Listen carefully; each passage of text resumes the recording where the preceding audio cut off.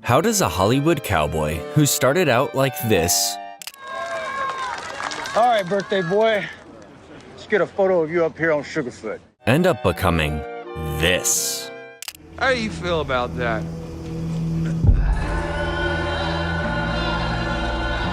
Well, let's find out. This is the entire story of the show Fallout. Fallout started as a video game franchise in 1997 and became one of the most beloved game series ever made. It let millions of players explore a nuclear wasteland and make choices that shaped the world around them. Amazon Prime Video turned it into a TV show in 2024 and somehow managed to honor everything fans loved while telling a completely original story that feels just as alive as the games. This is that story. It's October 23rd, 2077. We're at a birthday party in the Hollywood Hills, and Cooper Howard, a famous cowboy actor, is the entertainment. He's doing rope tricks, keeping the kids happy. Bob Spencer, the birthday boy's dad, quietly mentions Cooper's doing kids' birthday parties now because he has to send money to his ex-wife every month. Yeah, that's alimony, baby. Brutal. Outside with his daughter Janie, Cooper teaches her something they learned in the Marines. Hold your thumb against a mushroom cloud. If the cloud is bigger than your thumb, don't bother running. Cheerful dad advice. Inside, the TV is reporting that the president has gone missing and nukes could drop any moment. Nobody really reacts, they just switch the channel. That's when Janie sees a flash in the distance. Cooper tells her it's just a fire. Then the cloud keeps growing and growing. That's smoke, Janie. It's just a fire. The shockwave shatters every window in the house. Bob grabs his family and makes a run for their private bomb shelter. His friend tries to follow, but Bob physically blocks him and shoves him out. Cooper grabs Janie.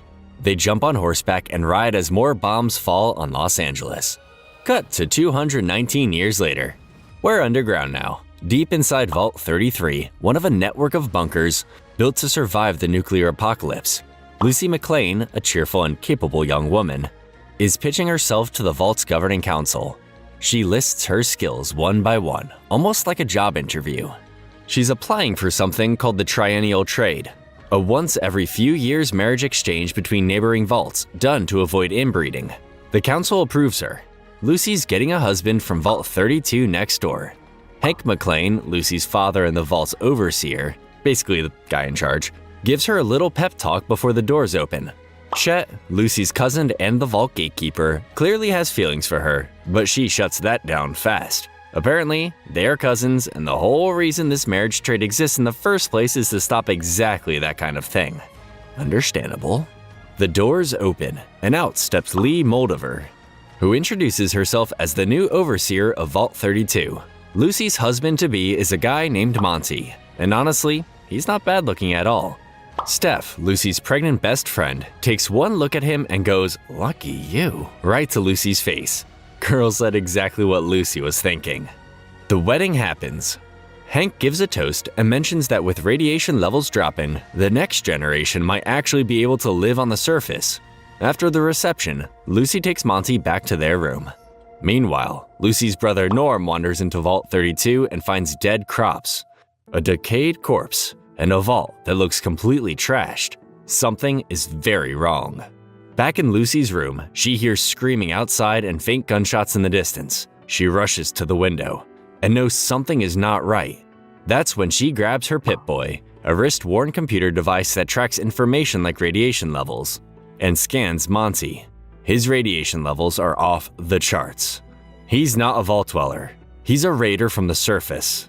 Monty attacks Lucy, stabs her in the side with a hidden knife, and starts strangling her. Lucy grabs a broken pitcher and slits his throat. She injects herself with a stim pack, a medical injector that speeds up healing, and stumbles out into absolute chaos. The vault is under full attack. Raiders are massacring Vault Dwellers. Steph watches her husband get killed by the raiders. She loses it and gets a fork stab straight into her eye. She pulls a machine gun off a raider anyway, and starts firing back with the fork still sticking out of her face. That's unhinged. I love her. Hank finds Monty still alive and drowns him face first in a barrel of pickle juice.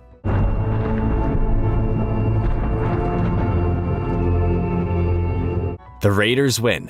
Moldover takes a group of vault dwellers hostage, including Chet and Steph, and plants a bomb at the vault door. She gives Hank a choice: save Lucy or save the hostages. Hank locks Lucy in a closet, tells her she's his world, and surrenders himself. The raiders tranquilize Hank and drag him out to the surface. Moldover arms the bomb, the hostages run, and it detonates.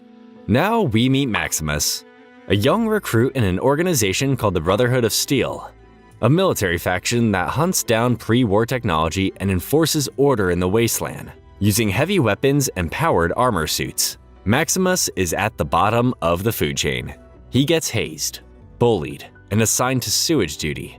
His only friend is Dane, a fellow recruit who gets promoted to squire, an assistant role to a full Brotherhood knight. Maximus is absolutely gutted by this. And that night, while everyone else is celebrating Dane's promotion, we find him alone at the back of the building, screaming into the darkness where nobody can hear him. The next morning, Dane wakes up to find razor blades stuffed inside their boot, shredding their foot apart in the most gruesome way possible. And just like that, Dane is out of commission. Maximus gets dragged in for questioning shortly after. But meanwhile, back in Vault 33, survivors regroup. Lucy wastes no time standing up in an emergency assembly and proposes sending a search party to the surface to find Hank. The council shuts it down fast. Nobody has left this vault in 219 years, and they're not about to start now. Norm pulls Lucy aside and tells her the real reason they're refusing. If Hank comes back, they lose the new authority they just gained with him gone. So Lucy decides to go alone, recruiting Norm and Chet to help her sneak up to the vault door. Before Chet can follow her out, she tranquilizes him. Norm admits he's too scared to leave and says his goodbyes. Just like that, the door opens and Lucy walks out into the unknown. Outside, it's a complete wasteland with bones scattered everywhere and the ruins of Santa Monica Pier visible in the distance. Lucy takes it all in, lets out a quiet "okie dokie," and presses forward. Back with Maximus, his interrogation doesn't go the way anyone expected. Elder Cleric Quintus, a senior Brotherhood officer, questions Maximus hard, but Maximus admits he was jealous and denies planting the razor blades. He tells Quintus the Brotherhood gave him a home when he had nothing, and that he'd give his life for them. Quintus buries it and hands Maximus Dane's promotion just like that. He's now a squire. Maximus visits Dane in the infirmary, and Dane tells him they vouched for him and said he couldn't hurt a fly. The expression on his face when he walks out makes me wonder if he has something to hide. Maximus gets initiated shortly after, gets a T branded on the back of his neck as a symbol of the Brotherhood's iconic power armor, the T-60 suit that every knight aspires to wear one day. Then he ships out on his first mission.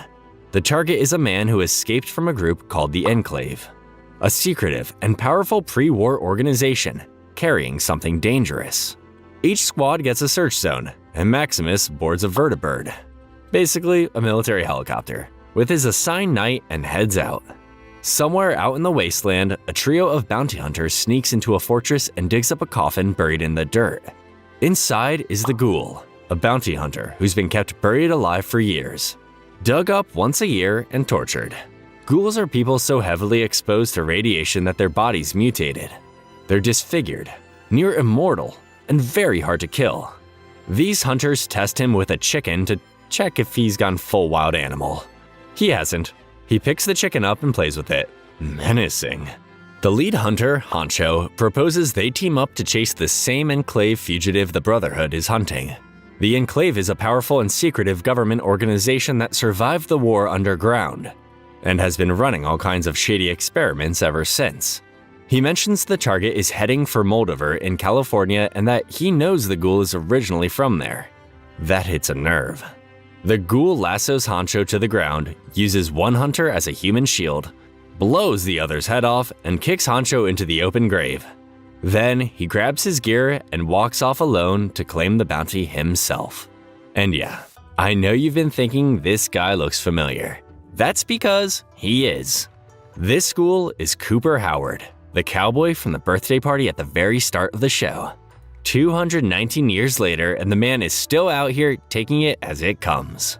So, remember that Enclave fugitive everyone's been chasing? This episode finally shows us who he is and where he came from. We're at an Enclave research facility, and Dr. Siggy Wilzig, a quiet scientist, is working with a group breeding dogs for military purposes. Any puppy born underweight gets thrown straight into an incinerator.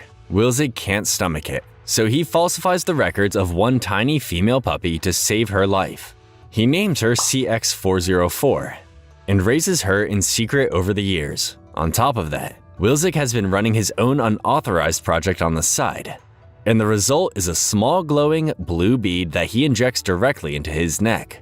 Yeah, I don't know what that is yet either, but it sounds terrifying. A coworker spots what he's done and hits the alarm, but CX404 attacks the guy and tears him apart before anyone else shows up. Wilzig grabs the dog and they run, dodging turret fire on the way out. Meanwhile, Lucy is out in the wasteland making her way toward Moldover. She stumbles across an abandoned house on the beach filled with the skeletons of an entire family sitting at a dinner table, who all poisoned themselves using pills from a bottle, labeled Vault-Tec Plan D. Vault-Tec, the same corporation that built the Vault and sold people the idea that they were humanity's best chance at survival, apparently also made poison pills for people who didn't make it inside. Vault-Tec just keeps getting worse. That night, Lucy sets up a campfire and falls asleep, only to wake up to CX404 growling right in her face. The dog isn't after Lucy though. CX404 kills a rad roach that was sneaking up behind her.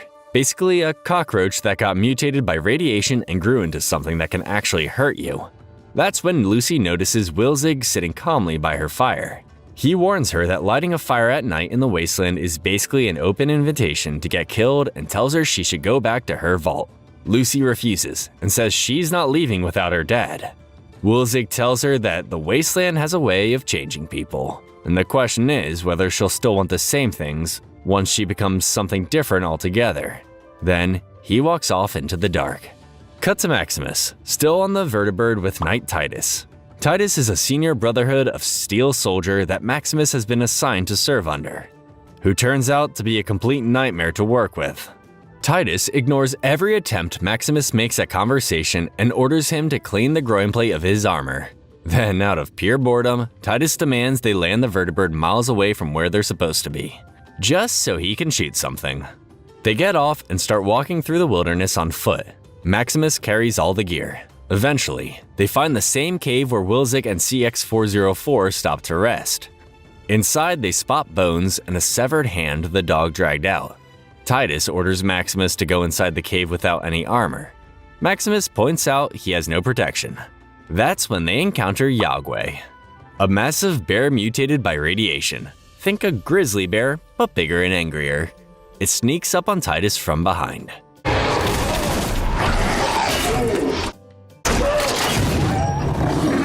Titus sees it and immediately runs. The Yagwe chases him down and tears him apart. Maximus shoots it dead, then rushes over to help. Titus, badly wounded and coughing up blood, responds by blaming the whole thing on Maximus and threatening to have him executed. Maximus holds out the stim pack that could save him, looks at this man who has done nothing but treat him like dirt, and puts it back in his pocket. Titus warns him he'll die for this. Maximus looks at him and says, "Not if I bring back the target." Then he waits for Titus to die, cold-blooded. Back with Lucy, she stumbles across a man in the desert trying to fix his water filter by pouring sand into it. She offers him some of her drinking water and he drinks the entire bottle in one go. He points her towards Philly, a nearby settlement, and warns her it's incredibly dangerous. Half his family died there. He also tries to convince her to stay and marry him. Lucy declines and keeps moving. Maximus, now in the power armor, is loving every second of it. He runs around, launches rocks into the ocean, and kicks down a crumbling building just because he can, living his best life. He comes across two men fighting and breaks it up, saving one of them only to find out the guy he saved had been doing something deeply inappropriate with the other man's chickens. Maximus backs away slowly. Gorsh. Both Lucy and Maximus end up in Philly around the same time. Philly is a rough, lawless settlement built out of junk and old wreckage, full of vendors selling things like fried iguana and dog meat. Lucy walks into a general store called Ma June's Sundries, run by a tough old woman named Ma June. Lucy asks about Moldiver. Ma June's whole mood shifts.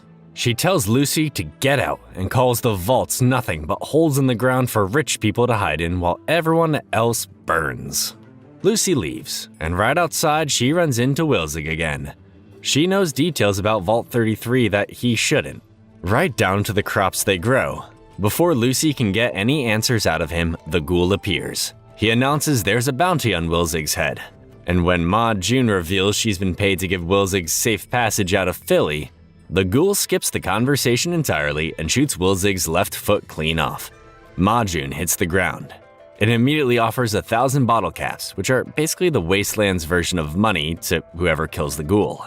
A massive shootout breaks out, and the ghoul tears through everyone who comes at him, taking bullets to the back like they're nothing.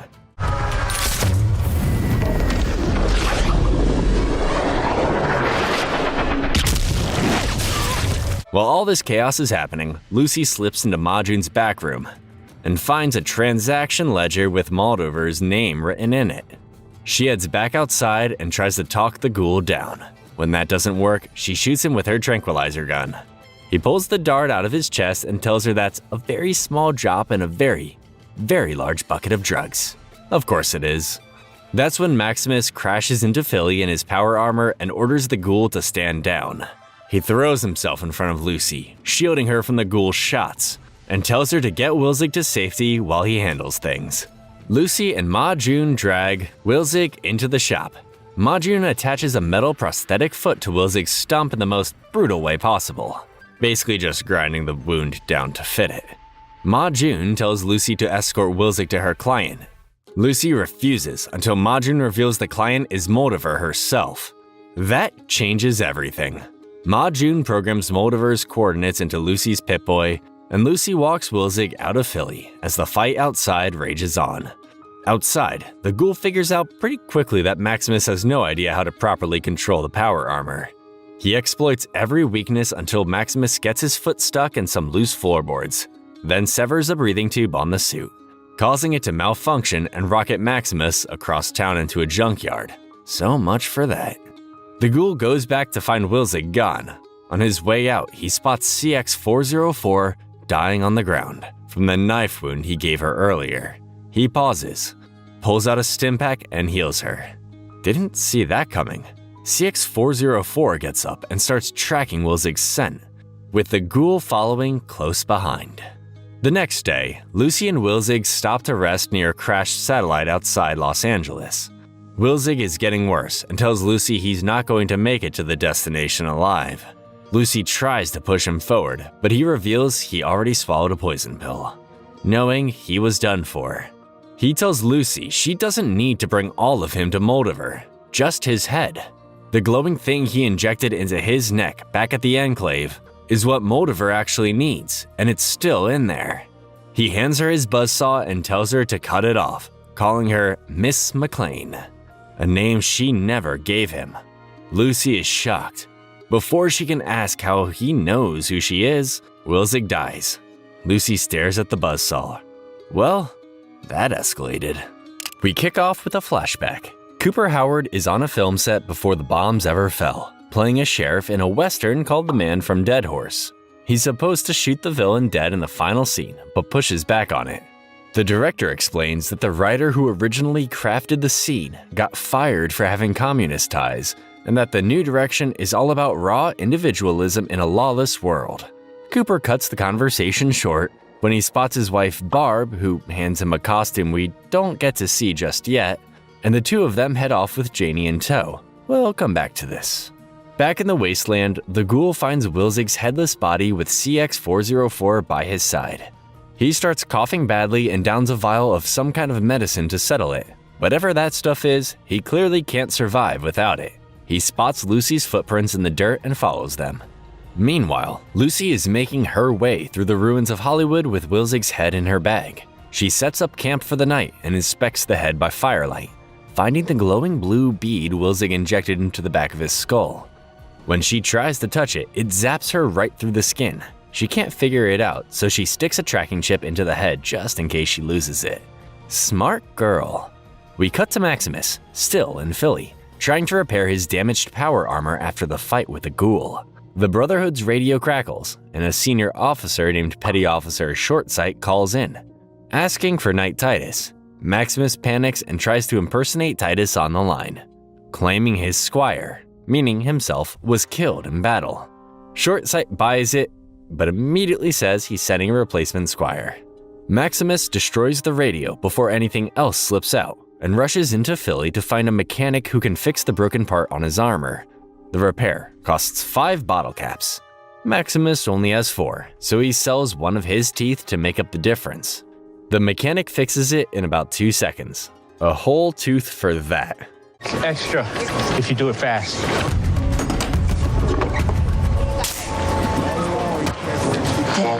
He gets back to his armor and finds a group of scavengers trying to break into it. They beat him badly and nearly get inside. Maximus grabs a wrench and a toilet seat, goes back in for round 2, and this time shoves his arm into the armor's sleeve and uses it to crush the leader's head. The rest scatter. He barely gets the armor back on before a Brotherhood vertibird lands and drops off his new squire, Thaddeus, one of the guys who used to beat Maximus up back at the Brotherhood base. Oh, this is going to be good. Maximus stays in the armor, keeps up the Titus act, and immediately makes Thaddeus clean his groin plate. The cycle continues. Thaddeus also delivers new orders. Whoever finds Wilzig's artifact controls the wasteland, and they're to kill anyone standing in the way.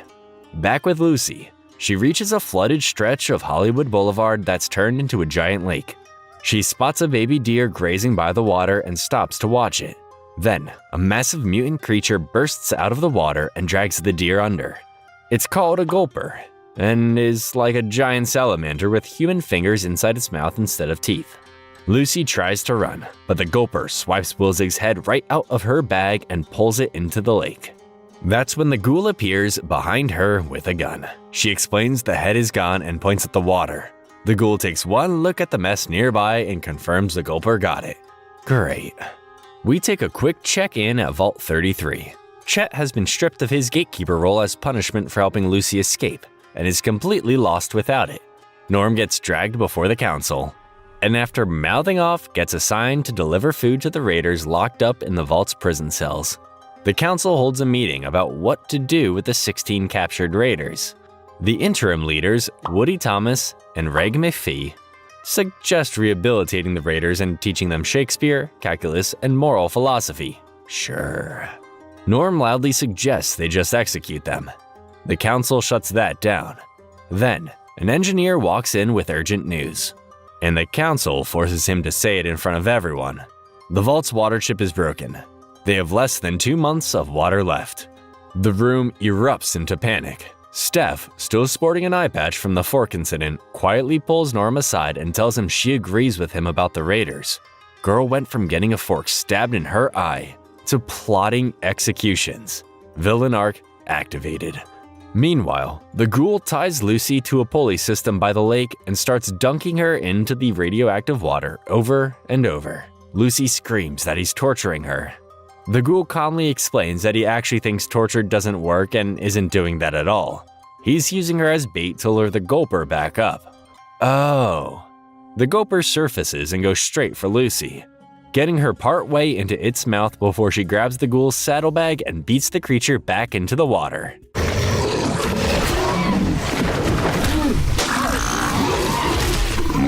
In doing so, she destroys every medicine vial in the bag. The ghoul completely loses it for the first time. Lucy, shaken and furious, tells him he can't treat people this way and quotes the golden rule. The golden rule is something most people learn as kids. Treat others the way you want to be treated yourself. The ghoul ties a rope around her and starts dragging her away, muttering that the wasteland has its own golden rule. Thou shalt get sidetracked by every damn time. And honestly, that's fair. Maximus and Thaddeus track their way through the wasteland using a device that follows the ghoul's radiation trail, eventually leading them straight to the lake. They find Wilzig's headless body along the way, and Maximus wrongly assumes the ghoul cut it off, unaware Lucy was the one who did it. At the lake, the gulper suddenly attacks. Thaddeus tries to charge it and nearly gets swallowed whole. Maximus pulls him out, and the gulper vomits everything back up, including Lucy's boot and Wilzig's head. CX-404 appears out of nowhere and starts sniffing the head. Maximus and Thaddeus stare at each other in disbelief and then celebrate. They actually did it. The ghoul marches Lucy through the ruins of California Crest Studios, the old film lot where Cooper used to work before the war. Lucy begs for water. The ghoul drinks from his canteen and deliberately pours the rest onto the sand. He tells her that nothing stays clean on the surface. Lucy asks if radiation turned him into what he is. He says, "Something like that," and keeps walking. Lucy spots a massive pre-war billboard of the Vault Boy giving a thumbs up. The ghoul raises his gun and shoots the Vault Boy's face clean off the sign. And now that flashback from the beginning makes sense. Back on the film set, the costume Barb gave Cooper turns out to be a Vault-Tec jumpsuit. Barb works as a Vault-Tec executive and has asked Cooper to do some promotional photos for the company as a favor. Cooper is uneasy about it, but goes along with it. Midway through the shoot, he gets an idea and throws up a thumbs up for the camera. A Vault-Tec employee lights up and tells him that's the one. That right there is the origin of the Vault Boy, the smiling cartoon mascot that appears on every single Vault-Tec billboard, poster, and advertisement across the entire wasteland. Remember back in episode 1 when Cooper taught Janie to hold her thumb up against the mushroom cloud to measure if the bomb was close enough to kill them? That same thumbs up became the face of an entire corporation. Vault-Tec just slapped a smile on it and sold it to the world. Damn. Lucy and the ghoul are still trudging through the ruins of Los Angeles together, Lucy's hands tied and looking rough. They pass a clinic called Westside Medical Clinic and hear someone yelling inside. The ghoul pushes Lucy in first. Inside, they find Roger, an old friend of the ghoul's who is on the verge of going feral. Going feral is what happens when a ghoul has gone too long without those medicine vials, slowly losing every last piece of their humanity until they're basically a mindless, violent animal. Roger asks if the ghoul has any vials left. He doesn't, thanks to Lucy destroying them in the gulper fight. So, instead, the ghoul gets Roger talking about food, about the old days, and about happy memories until Roger is smiling and mid-sentence telling Lucy about his mom. Then, the ghoul shoots him in the head. Mercy kill. Brutal, but necessary. Then, he immediately starts pulling Roger's teeth and eating pieces of him. It sounds horrifying, and it is. But out in the wasteland, there are no supermarkets, no restaurants, and no clean food. You eat what you can find, and a fresh body is about as fresh as it gets out here. Lucy looks like she wants to pass out. The ghoul barely blinks. Lucy tells the ghoul her name. Something registers on his face, but he doesn't say anything. He then makes Lucy help him cut Roger up for food. She does it, horrified but out of options. Welcome to the wasteland, Lucy. Back in Vault 33, an election is underway for a new overseer, and in the running are Reg, Woody, and Betty Pearson, one of the Vault's council members. Betty pulls Norm aside for a quiet word. She tells him that as the last McLean in the Vault, his words carry more weight than he realizes, and warns him to tread lightly. Norm is already ashamed of hiding during the raid, and now he's carrying that warning around too. Outside, Lucy and the ghoul reach a puddle of water near Santa Monica. Her Pip-Boy immediately reads radiation, but she's so thirsty she drinks it anyway. The ghoul watches with quiet satisfaction. Lucy asks him what he even is anymore. He looks at her and says, "I'm you, sweetie. You just give it a little time." Then a coughing fit doubles him over and Lucy bolts. She makes it around a corner and hits a massive crater surrounded by collapsed buildings with nowhere to go. The ghoul lassos her and yanks her back. They struggle, and Lucy bites one of his fingers clean off. The ghoul doesn't even flinch. He pulls out his knife and cuts one of her fingers off in return, telling her that's the most honest exchange they've had so far. These two. Now that right there is the closest thing we've had to an honest exchange so far. The ghoul marches Lucy to a place called the Super Duper Mart. Basically, an old grocery store that's been turned into a black market operation. He hits a buzzer outside, offers Lucy up in exchange for 2 months of vials and shoves her through the door. Then, he immediately collapses on the ground outside. Inside, Lucy is greeted by Snip Snip, a cheerful British-voiced robot called a Mr. Handy. Rummages through a drawer full of cut-off human fingers and attaches a replacement finger to her hand. Lucy, relieved, starts opening up to the robot about how scared she was. Snip Snip listens warmly and then cheerfully informs her that he is simply going to harvest her organs now. He tranquilizes her and she drops. Of course. Meanwhile, Norm goes to Chet for backup, and the two sneak into Vault 32 for a proper look around. The wheat fields are completely dead. Bodies are everywhere, some from violence, some from apparent suicide. Norm checks the Pip-Boy on one of the corpses, and the last biosignal recorded was 2 years ago. These people were already dead long before the raiders ever showed up.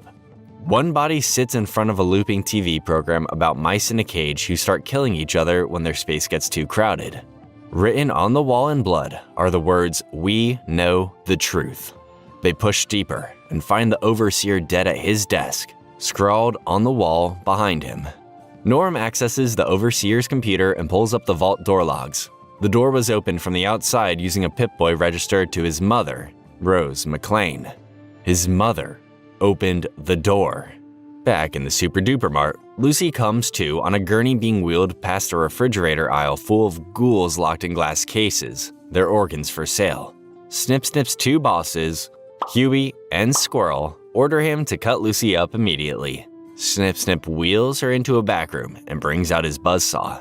Lucy kicks it into her restraint before it reaches her, frees one hand, and uses a defibrillator to fry the robot's circuits. She loads Snip Snip's dart shooter with toxic drain cleaner and walks back out to Huey and Squirrel with it pointed at them. She demands they free all the ghouls. They free most of them, and one even stops to thank Lucy on the way out, but Lucy forces them to open the last few cages too. Bad idea. Those ghouls have already gone feral. They attack. Huey and Squirrel get torn apart. 3 feral ghouls get put down in the chaos. One ghoul remains, a woman who keeps repeating, "My name is Martha," like she's desperately trying to hold on to the last piece of herself. Lucy tries to reach her. Martha attacks and Lucy shoots her. She started this episode horrified that the ghoul killed Roger. She ended it doing the exact same thing.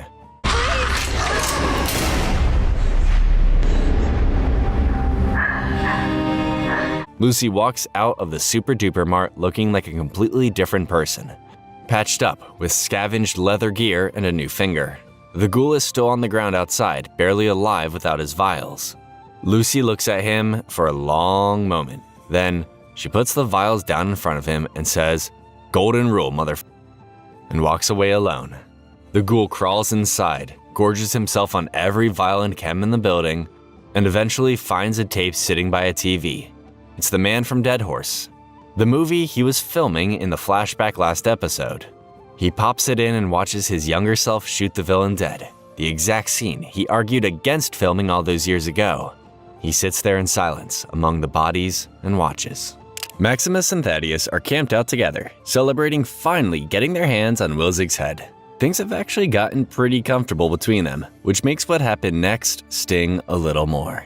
Maximus brands Thaddeus with a T on the back of his neck, officially marking him as his squire, and then immediately tells him the truth. He's not Knight Titus. Titus is dead. He's Maximus. Thaddeus does not take it well, and tells Maximus the Brotherhood will kill him for this. Maximus panics and tries to take Thaddeus out, stepping on his leg and crushing it. But Thaddeus reaches into the armor and yanks out the fusion core. Basically, the power source that keeps the armor running, shutting the whole suit down and trapping Maximus completely inside. Thaddeus grabs Wilzig's head, takes CX-404 and walks away. Cold. The next morning, Maximus is still stuck upright in the dead armor when a group of radroaches starts closing in on him.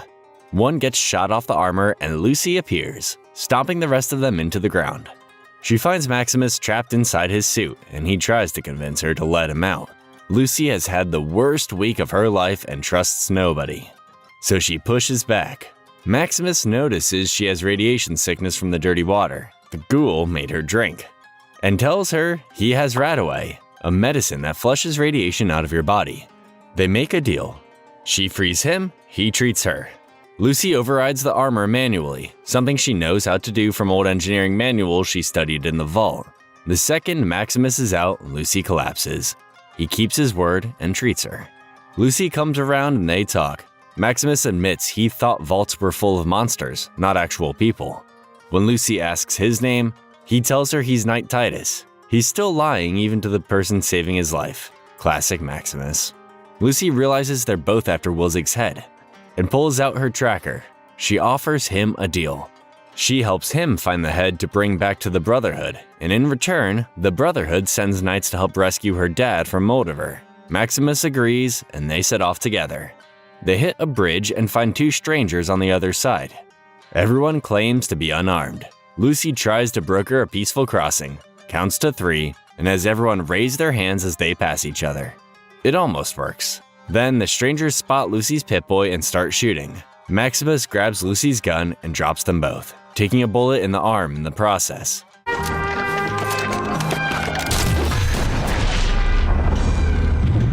He tells Lucy these two were fiends, wasteland slang for cannibals, people who eat other people.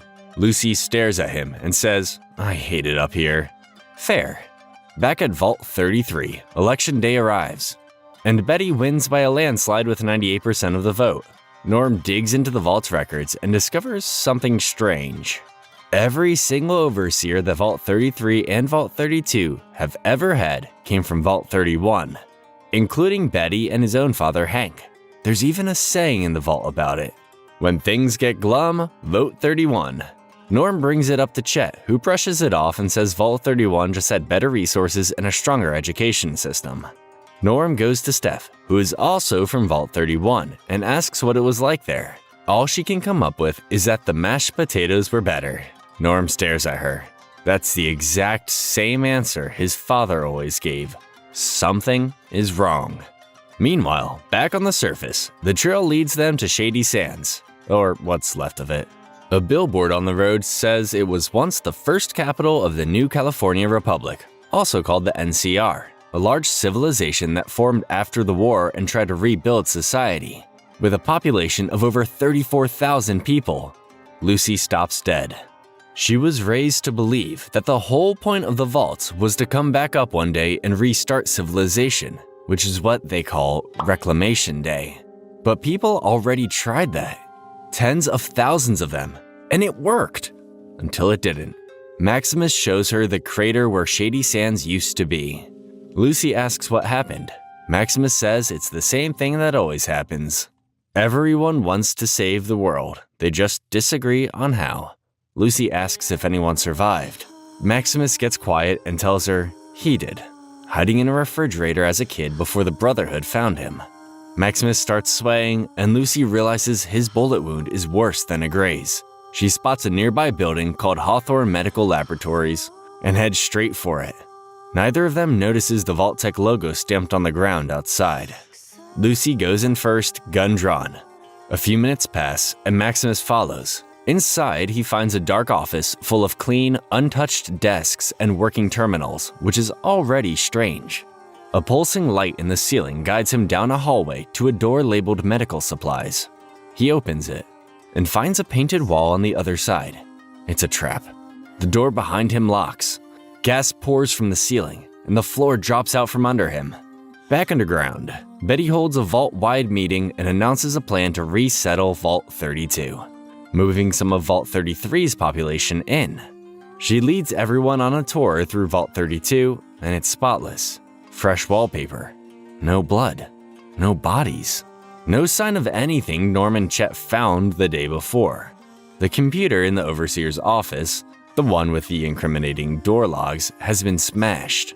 Betty finds Norm standing over the desk and asks if he found anything interesting.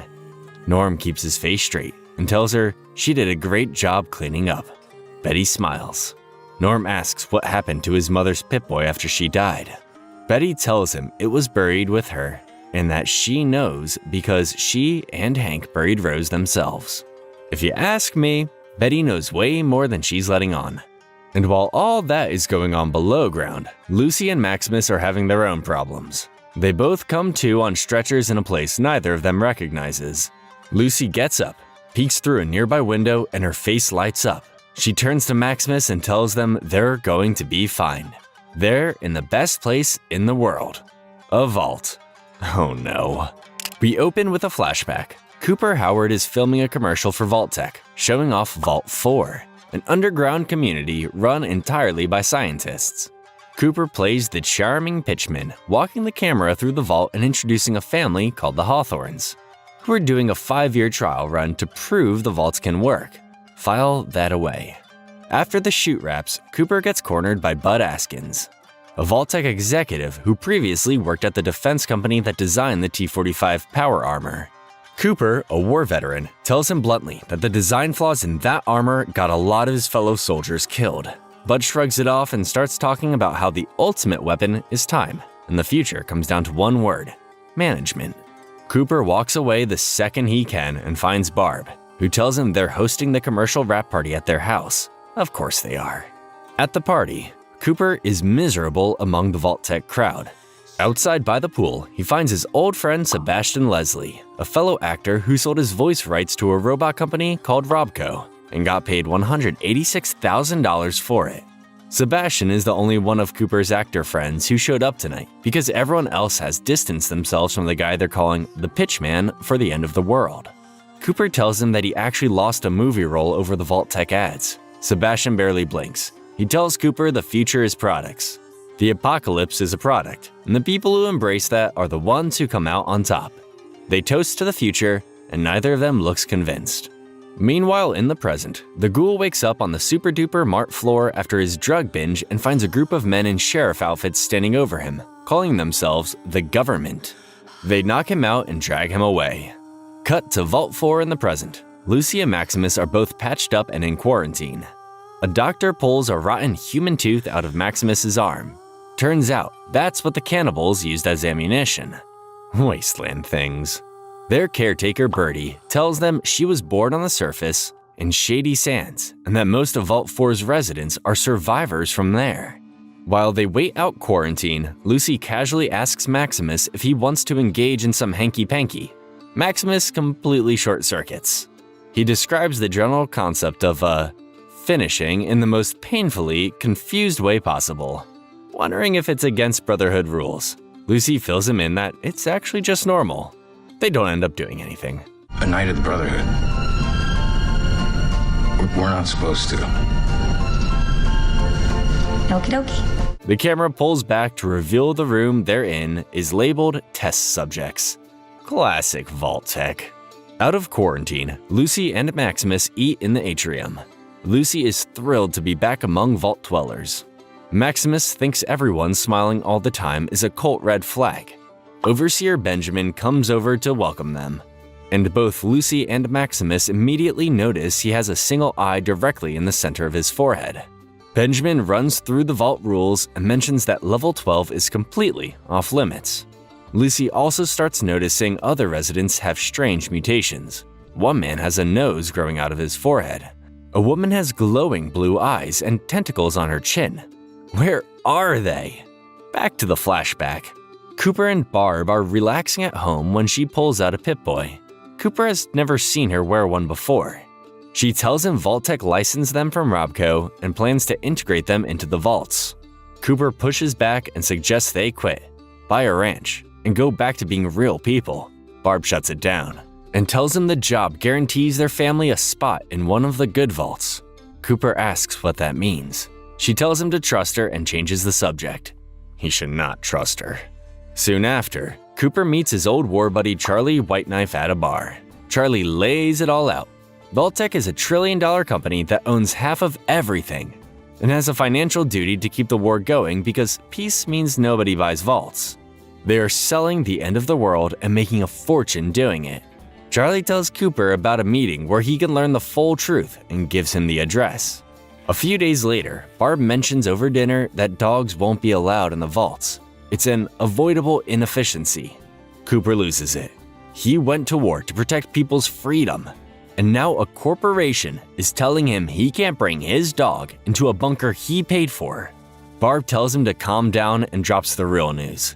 They're not going into a regular vault. They're going into a special vault for management, the one that oversees all the others. Cooper goes quiet. Meanwhile, The ghoul is brought to the self-proclaimed headquarters of the government, which turns out to be nothing more than a beat-up old barbecue restaurant in the middle of nowhere with a hand-painted sign outside that reads the government. Real presidential stuff. Inside, he meets Sorrel Booker, an old acquaintance who has declared himself president of this operation. The ghoul asks for a needle and thread and calmly sews Lucy's finger back onto his own while they talk. Sorrel asks what's been keeping the ghoul going for 200 years, hinting it might be a woman. The ghoul ignores that and brings up Moldaver. Sorrel calls her the Flame Mother and says her followers practically worship her. The ghoul kills Sorrel's 2 guards and grabs a wanted poster of Moldaver off the wall. He stares at it and tells Sorrel that's not how he remembers her. Sorrel asks how does he remember her? The ghoul stays quiet and we cut to the flashback that answers exactly that, showing Cooper meeting Moldaver for the very first time at Charlie's meeting. He knows her personally. The episode then does something really cool. It cuts back and forth between Cooper in the past and Lucy in the present, showing them both coming face to face with Moldaver at the exact same time. Back in 2077, Cooper drives to the meeting Charlie told him about at Hollywood Forever Cemetery. He walks in, and a woman comes up to him, introduces herself as Miss Williams, and tells him she's a big fan. Back in the present, the Vault refugees invite Lucy to join their tradition. It starts off normal enough with some candles and quiet humming. Then, people start taking their clothes off. Then the chanting kicks in. They rub ashes on their skin and somebody drinks blood. Then, right at the moment Cooper is shaking hands with Miss Williams in the past, a giant portrait drops from the ceiling in the vault. It's Moldaver's face. The same woman, just 200 years younger. Lucy stands there fully clothed, surrounded by people bowing and chanting, "Flame Mother."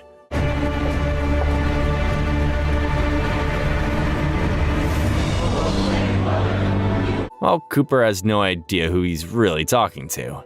She walked out of one cult on the surface, straight into another one underground. Lucy runs to find Maximus to warn him, but he has fully settled into vault life, eating caviar in a robe with slippers on. Having just discovered hot showers for the first time, he is not leaving. Lucy decides to go find proof herself and takes the elevator down to level 12 alone. The lab down there is dark and wrong. A dead gulper floats in a tank. Jars of human organs line the shelves. Then, Lucy finds a video of a woman sitting in a water tank while gulpers hatch from her body and eat her alive. That's where gulpers come from. Vault 4 made them. She pushes further and finds a hallway of cryopods containing pregnant women. Before she can process any of it, the lights come on. A doctor spots her. Lucy throws acid in his face and tries to fight her way out. But more residents pour in and pin her down. Birdie comes in, and Lucy screams that their entire culture is insane. Birdie looks at her calmly and says if they ever came to Lucy's home, they'd probably say the same thing. She's not wrong. The episode opens with a father and son out in the wasteland using metal detectors to scavenge for bottle caps. When they get home, they find the ghoul sitting at their kitchen table eating a meal of unknown origin. The dad panics, thinking the ghoul ate his daughter, Sandra. The ghoul finds this hilarious. Sandra walks in alive and well and brings him a drink. The ghoul wasn't eating Sandra, he was just sitting there eating some mystery meal he helped himself to from their kitchen. The ghoul pulls out a letter and gets down to business. He killed the family's oldest son, Rufus, who had been working for Moldaver. Rufus also recruited his younger brother Tommy into the operation, paying a courier to smuggle Wilzig out of Philly to Moldaver. The dad tells Tommy to give up Moldaver's location to keep the family safe. Tommy reluctantly reveals she's hiding at the ruins of Griffith Observatory, a famous old building in the hills above Los Angeles. The ghoul thanks him, stands up to leave, and then asks Tommy if he plans on coming after him later. Tommy reaches for his gun. The ghoul is faster. Poor dad. Back in the flashback, we pick up right where episode 6 left off. Cooper is at the Hollywood Forever meeting and pulls Moldaver aside after things get heated. Moldaver tells him that every research company she has ever worked for got bought up by Barb's division of Vault-Tec. She was developing cold fusion, basically a way to create unlimited clean energy that could end the war over resources, and Vault-Tec bought it and shelved it because ending the war would mean nobody needs vaults anymore. She hands Cooper a listening device and asks him to spy on Barb. Cooper is disgusted by the idea and tries to give it back. Moldiver tells him to keep it and leaves him with one last line. "I'm not a communist. That's just a dirty word they use to describe people who aren't insane." That line hits different knowing what we know about Barb. Back in Vault 4, Lucy is handcuffed to a desk while Birdie and Overseer Benjamin show her a holotape. It shows the original scientists of Vault 4 running experiments, trying to combine humans with radiation-resistant animals to create people who could survive on the surface. It went horribly wrong. The Gulpers are what happened. The creatures turned on the scientists and took over.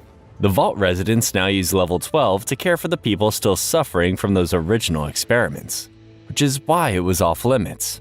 Benjamin asks Lucy what the experiment in Vault 33 was. Lucy says there wasn't one. Benjamin and Birdie don't believe her. She brought violence into their community, and she has to face the consequences. They put a bag over her head and drag her out. Maximus spots her being marched past his room, puts down his popcorn, and gets up. Finally! Back on the surface, Thaddeus is limping toward a Red Rocket gas station, his foot completely destroyed from when Maximus stepped on it. He locks CX-404 in a Nuka-Cola cooler, so she stops following him and heads off alone to find a way to radio the Brotherhood. Along the way, he runs into a familiar face we've seen before, the Snake Oil Salesman, a wandering conman who travels the wasteland selling questionable medicines and remedies that may or may not actually work. Maximus actually crossed paths with him briefly back in episode 2, when he stumbled across him being strangled by an angry farmer, saved his life, and then immediately regretted it when he found out why the farmer was strangling him in the first place. The salesman offers to fix his foot in exchange for Maximus's fusion core. Thaddeus has no caps, so he hands it over. The salesman gives him a foul-tasting serum, and Thaddeus's foot knits itself back together in seconds, toes and all. As the salesman walks away, he mentions that Thaddeus won't need to worry about radiation anymore. That's an odd thing to say. Lucy is brought before the entire vault and tied to a post in the atrium while Benjamin pulls out a massive sword. The crowd chants. Benjamin sentences her to death. Then, he uses the sword to cut her restraints and hands her 2 weeks of supplies. Death by banishment to the surface. These people are genuinely lovely. Lucy asks if Maximus can stay. At that exact moment, Maximus, who has no idea what's happening, steals the vault's fusion core to power his armor and bursts into the atrium, smashing everything in sight. Lucy stops him and tells him they were letting her go. Maximus looks around at the mess he made. "Sorry," he says in the deep, booming voice of the power armor. "Incredible." Sorry. Somebody maybe check on him? Fresh air hits them both as they climb out of Vault 4 and back into the wasteland. Lucy tells Maximus they have to return the fusion core because without it, Vault 4 only has a few days of power left. Maximus reluctantly agrees, and they drop it back down the chute. Lucy tells him he's the best person she's met since leaving the vault. The guilt finally gets to Maximus and he comes clean. His name isn't Titus, it's Maximus. He let Titus die, took his armor, and lied to her the whole time. Lucy shrugs. She's been on the surface 2 weeks and already cut off a man's head and drank radioactive water. Nobody's perfect out here. They agree to find the head together, and Lucy tells him to come live with her in Vault 33 when this is all over. These two. Meanwhile, the ghoul finds CX-404 locked in the Nuka-Cola cooler at the Red Rocket station and lets her out. He names her Dogmeat, a nod to a beloved dog companion from the Fallout video games, and they head off together. Back in the flashback, Cooper is home wrestling with using Moldiver's listening device. He syncs it to Barb's Pit-Boy and listens for a few seconds before throwing it in the trash out of guilt. That night, he sees his Vault-Tec commercial playing on TV. He goes back to the trash and digs it out. He's going to use it.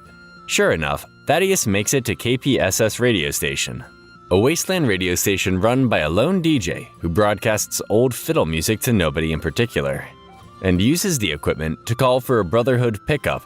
DJ Carl, the station's extremely enthusiastic host, played by comedian Fred Armisen, chats him up about the fiddle music while Thaddeus waits. That's when Lucy and Maximus show up. Thaddeus shoots his entire clip at them and misses every single shot. Then he accidentally steps backward into one of DJ Carl's booby traps, which fires a crossbow bolt straight through his neck. Everyone waits for him to die. He doesn't. He pulls the arrow out, and the wound heals up in seconds. Maximus pulls him aside. That serum didn't just fix his foot. It's turning him into a ghoul. 3 Brotherhood vertibirds appear on the horizon. Thaddeus panics because the Brotherhood has a strict policy of killing ghouls on sight. Lucy is confused because she thought the Brotherhood were the good guys. Thaddeus and Maximus both say at the same time that it's complicated. Maximus tells Thaddeus to run and takes Wilzig's head. He grabs a spare head from one of DJ Carl's booby trap victims, smashes its face beyond recognition, and tells Lucy to take the real head and run to Moldover. He'll hand the fake one to the Brotherhood and catch up with her later. They kiss. DJ Carl watches through a peephole, making faces. Only in Fallout.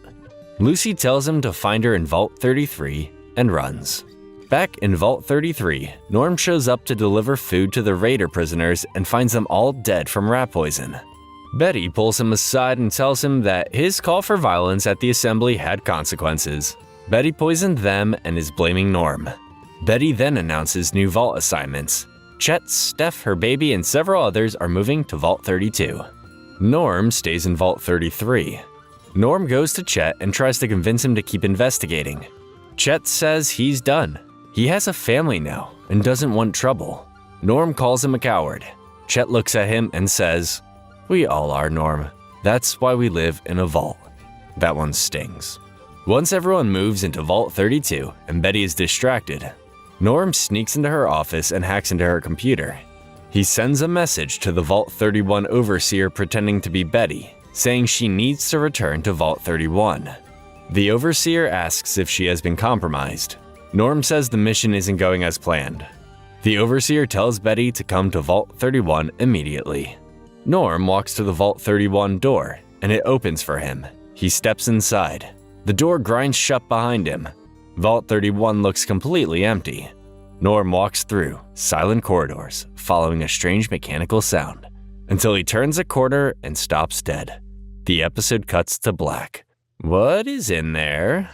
The Brotherhood picks Maximus up from the radio station and flies him straight to Philly, which the Brotherhood has now completely taken over. The friendly wasteland market we saw earlier in the season is gone. Armed knights patrol every corner. Maximus is marched before Elder Cleric Quintus and presents the fake head he swapped out. Quintus immediately figures out it's not Wilzig's. Maximus is seconds away from being executed when Dane steps forward and admits to injuring themselves with the razor blade back at the Brotherhood base, clearing Maximus of that original accusation and buying them enough goodwill to stay alive. Quintus pulls Maximus aside privately. He tells him the Brotherhood has lost its way and sees the artifact as a chance to reshape the whole organization. He wants Maximus by his side to make it happen. Your entire life you've been looking for a home.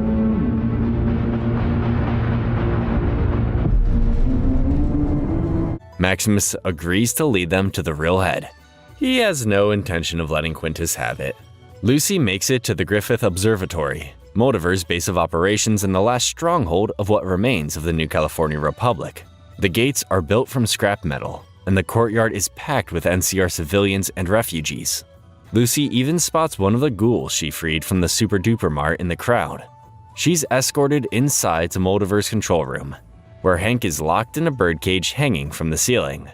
A half-decomposed ghoul sits tied to a chair at the dinner table beside Moldover, wearing what looks like the remains of a vault jumpsuit and a small necklace almost completely grown into the skin of her neck. Lucy hands over Wilzig's head and demands her father back. Moldover agrees, extracts the glowing artifact from the base of Wilzig's skull with a tool, and then tells Lucy to sit down.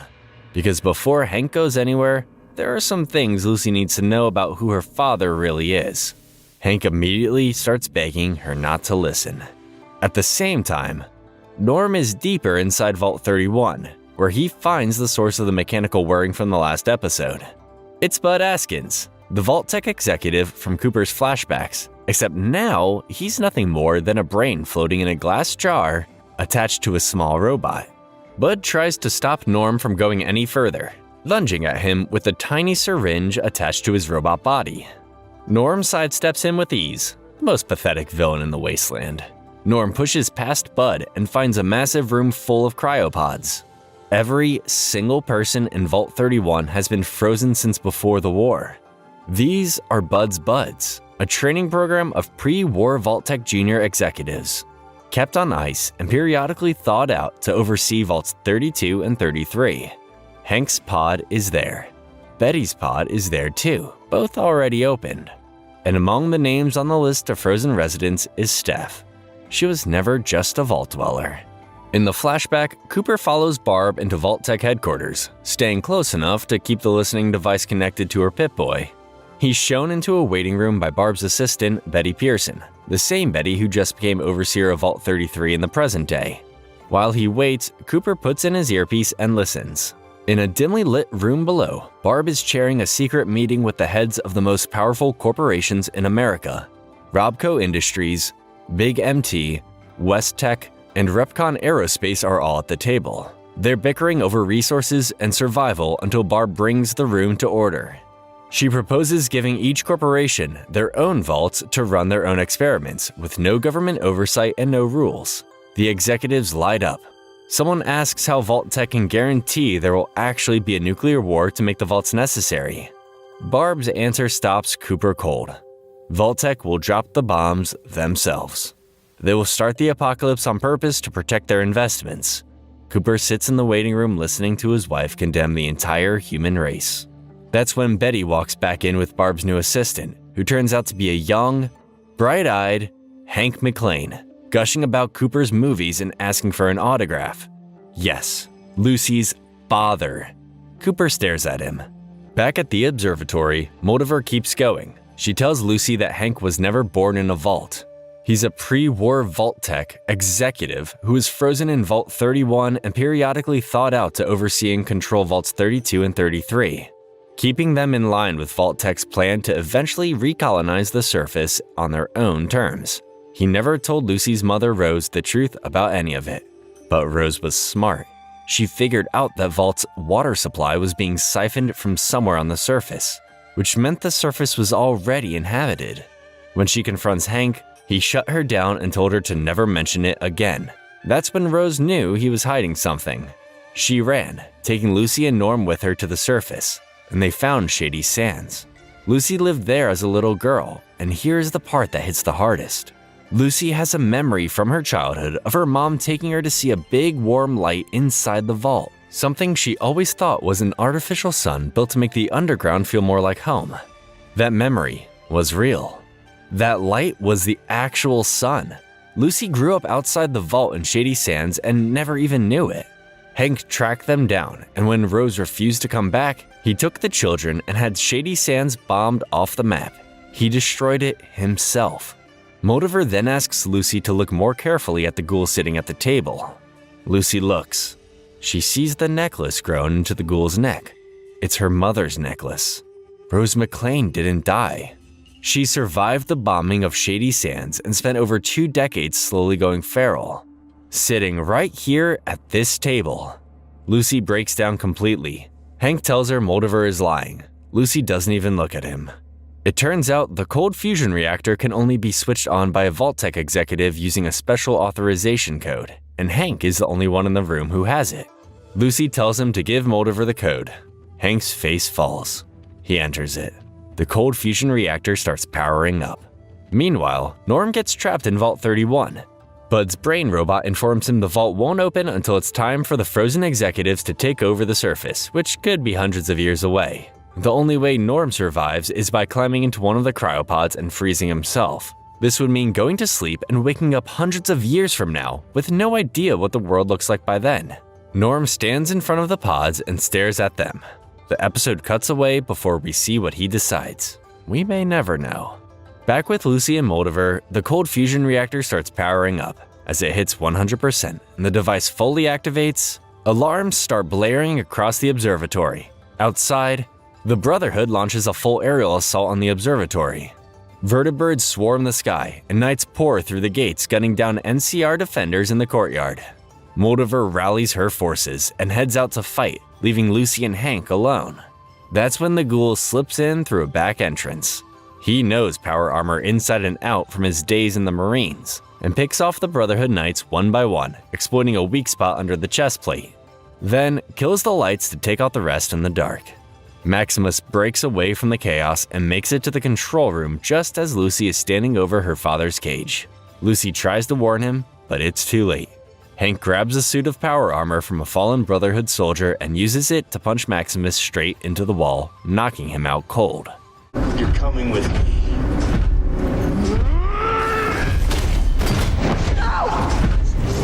Lucy grabs Maximus's gun and points it at her father's head. Hank tries to talk her down. That's when the ghoul steps out of the shadows. He looks at Hank and asks where his family is. Hank fires up the power armor's jets and blasts straight through the roof and into the night sky. The ghoul watches him go and turns to Lucy. He tells her that the wasteland only looks like chaos from the outside. There's always someone behind it all, and that's where Hank is heading. He offers her a choice. Stay here and get killed when the Brotherhood's reinforcements sweep the building, or come with him and find out who has been pulling the strings for 200 years. Lucy looks at her unconscious mother one last time. She picks up her gun and shoots Rose in the head, putting her out of her misery after decades of suffering. She kisses Maximus on the forehead, says, "Okie dokie," and walks out with the ghoul. A little while later, Maximus wakes up. Moldiver crawls back into the room, mortally wounded, and reaches the cold fusion reactor. She hits the button. The lights of Los Angeles flicker on for the first time in over 200 years. Every building, every street, the Hollywood sign, all of it lights up across the wasteland. Moldiver holds Rose McClane's hand as she bleeds out, watching the city come back to life one last time. She did it. Dane limps in and sees Maximus standing over Moldiver's body. Before Maximus can explain anything, Dane raises his fist and declares him a knight. The Brotherhood soldiers flood the room cheering. Maximus looks around at all of it, knowing full well what the Brotherhood will do with unlimited power, and says nothing. Outside the observatory, Lucy and the ghoul walk out into the wasteland together with Dogmeat trotting alongside them. The Hollywood sign glowing in the hills above. And far away, Hank McClane touches down in his power armor in the Mojave Desert, walking to the edge of a ridge and looks out over the lights of a city that is very much alive. New Vegas. The setting of the beloved Fallout New Vegas video game, one of the most iconic locations in the entire franchise. Season 1 is done. See you in New Vegas. Last season, we left off with Lucy and the ghoul chasing her father across the wasteland, Maximus accidentally becoming a Brotherhood knight, and Norm trapped in Vault 31 with a brain in a jar. Let's pick up right where we left off. Before we get to the wasteland, we go back, way back. We start in pre-war Los Angeles, and the city is in chaos. Workers are rioting in the streets outside City Hall, smashing up Robco Industries equipment with baseball bats. Robco is one of the biggest tech corporations in pre-war America, responsible for building the Mr. Handy robots, floating, multi-armed helper machines designed to do household chores and assist humans. The company has been replacing human workers with these robots, and nobody asked for their opinion. Inside a nearby bar, the TV plays a recorded speech from Robert House, Robco's CEO, the richest and most powerful man in pre-war America. The workers are furious. Sitting quietly in a corner booth is a well-dressed man who starts talking down to everyone in the bar. That man is the real Robert House, not the one on TV. He gets dragged outside by an angry group of workers, and that's when things get interesting. House pulls out a trunk full of $31 million in cash and offers it to one man, on one condition. Let House stick a small black box device into the back of his neck for what he calls market research. The man refuses and threatens to just take the money by force. House doesn't flinch. He jams the device into the man's neck himself, pulls out a remote control, and the man immediately turns on his own friends, beating them to death with a baseball bat. House watches with quiet satisfaction until the man starts resisting the device's signal. House cranks the dial all the way up. The man's head explodes. House looks at the mess and says, "The world may end, but technology will continue to advance."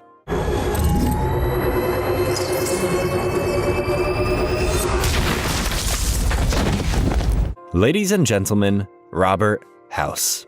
Cut to the present. The ghoul is strung up by his neck in Novak, a small wasteland town in the Mojave Desert, and things are not looking good for him. A notorious raider gang called the Great Khans has him, and they're about to hang him for terrorizing their tribe for many generations. Their leader is a man called Nick the Prick. The ghoul keeps interrupting Nick's speech to tell him to hurry up and get on with it. Classic. Across town is Lucy McLean, the Vault Girl who walked out into the wasteland at the start of Season 1 and has been through absolute hell since. She's perched inside the mouth of a giant roadside T-Rex statue, a famous old landmark in Novak, with a sniper rifle pointed at the noose around the ghoul's neck. This was their plan. Lucy turned the ghoul in for the bounty to get close to the Khans. And she was supposed to shoot the rope the second he was in position. Instead, she starts trying to negotiate with the entire gang. The ghoul stares at her in disbelief from the gallows. The Khans don't care about her deal and drop the board out from under him. Lucy finally shoots the rope and the ghoul drops to the ground alive. Then all hell breaks loose. Lucy picks off Khans from the statue, but she's only shooting kneecaps and shoulders, refusing to kill anyone. The ghoul has no such hesitation and works through them one by one with brutal efficiency. When it's over, he tears into her for the mercy shots. These two haven't changed a bit. As they leave Novak and head toward New Vegas, Lucy asks about the city. The ghoul tells her that when the bombs dropped, Las Vegas survived because one man shot most of the missiles out of the sky before they landed. That man is Robert House. Lucy assumes that means Vegas is safe. The ghoul tells her nowhere near House is safe. In the flashback, Cooper Howard has just heard his wife Barb confirm that Vault-Tec plans to drop the bombs themselves to protect their business. He races home, grabs Janie, and starts driving out of Los Angeles without telling her the truth. They stop in a suburban neighborhood when a nuclear warning siren goes off, sending everyone into a panic. Cooper looks up and sees a billboard with his own face on it from his Vault-Tec ads. A vertibird passes overhead. He makes a decision and turns the car around. He meets with Kate Williams, the same woman we knew as Miss Williams in Season 1, which is just another name Moldover has been using to move around without drawing attention to herself. She tells him Barb is taking a trip to Las Vegas soon to hand cold fusion technology over to Robert House. Once House has it, there will be nothing standing in the way of the bombs dropping. She tells Cooper he needs to go with Barb on that trip and get close to House. The implication is clear. She wants Cooper to kill him. Cooper doesn't want any part of it. He goes home anyway, puts on a smile when Barb walks through the door and starts making dinner. He's going to Vegas. Speaking of people with nowhere to go, Norm McLean, Lucy's brother who snuck into Vault 31 at the end of Season 1, is still trapped inside. He's slowly starving to death while getting taunted over the loudspeaker by Bud Askins, the pre-war Vault-Tec executive, now reduced to a brain in a glass jar on a small robot. Bud wants Norm to climb into his father Hank's empty cryopod and go to sleep. The plan is for Norm to stay frozen for however many hundreds of years it takes for Vault-Tec's plan to play out. Norm refuses. Bud plays sad music over the speakers to break him down. Norm asks about his father. Bud says Hank was ambitious, exactly the kind of man Vault-Tec wanted. Then, Norm notices something. A two-headed centipede crawling around the vault. Bud warns him it's poisonous, and that gives Norm an idea about irrational options. He breaks the needle off Bud's robot arm so the little brain can't inject him, walks to the vault terminal, and starts thawing out every single frozen executive in the room. Every cryopod in Vault 31 begins opening at once. Dozens of buds, pre-war Vault-Tec junior executives who were supposed to be the ones recolonizing the surface on Vault-Tec's terms, all waking up at the same time with no plan and no guidance. Bud screams at him to stop. Norm shrugs. Chaos is easy. Let it burn, Norm. Lucy and the ghoul follow Hank's trail to an abandoned drive-in theater in the Mojave, where the ghoul spots his old movie A Man and His Dog listed on the marquee and gets briefly distracted. Lucy finds heavy boot prints in the dust, leading to a blast door hidden behind the broken screen. They head down to Vault 24, which has been out of commission for a very long time. They find rows of dead vault dwellers all rigged up with devices in the back of their necks, all forced to watch communist propaganda on a loop. The Vault's experiment was brainwashing American citizens into communist sleeper agents using the same black box technology Robert House was testing in the flashback. Hank came here, extracted all the data, and locked down the terminals before leaving. He also left something behind. A man is sitting in the corner with one of House's black box devices stuck in his neck. Hank brought him here specifically to use as a living messenger. Hank uses the man as a living loudspeaker, calling Lucy Sugar Bomb, his old nickname for her, and telling her to go home and stop following him. Then he overloads the chip. The man's head explodes, covering Lucy and the ghoul in blood. Lucy wipes her face and tells the ghoul she's not going home. Her father won't stop hurting people and she's going to stop him. That's not the same Lucy who left Vault 33. And Hank? He's already moved on. He arrives at a sealed Vault-Tec facility buried beneath New Vegas, making himself a fresh cup of coffee, puts on a clean suit, and settles in like he owns the place. He wanders the halls, finding a yo-yo and grins like a kid. Then he sits down at a radio terminal and sends a message. He identifies himself as Hank McClane, reporting for duty, and addresses the recipient as Sir, describing New Vegas as their old stomping grounds. He tells this mystery person that he's found the Vault 24 data on House's mind control technology, and plans to perfect it. He ends the call with total confidence. When this is all over, you will be begging me to help you. Who is he talking to? We open in the past.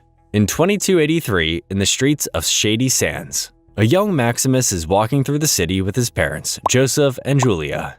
They're celebrating because Joseph just fixed their water purifier, meaning clean, non-irradiated water, for the first time in a while. It's a good day.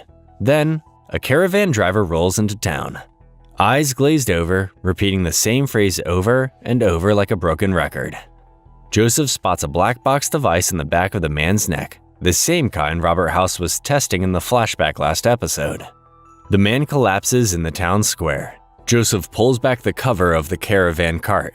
Inside is a modified nuclear bomb with a 3-minute timer already counting down. Joseph orders everyone to run. He stays behind to try and disarm it. The failsafe stops him. He races home, and he and Julia tearfully shove young Maximus inside their house's fridge to protect him from the blast. They close the door. The bomb goes off and wipes Shady Sands off the map.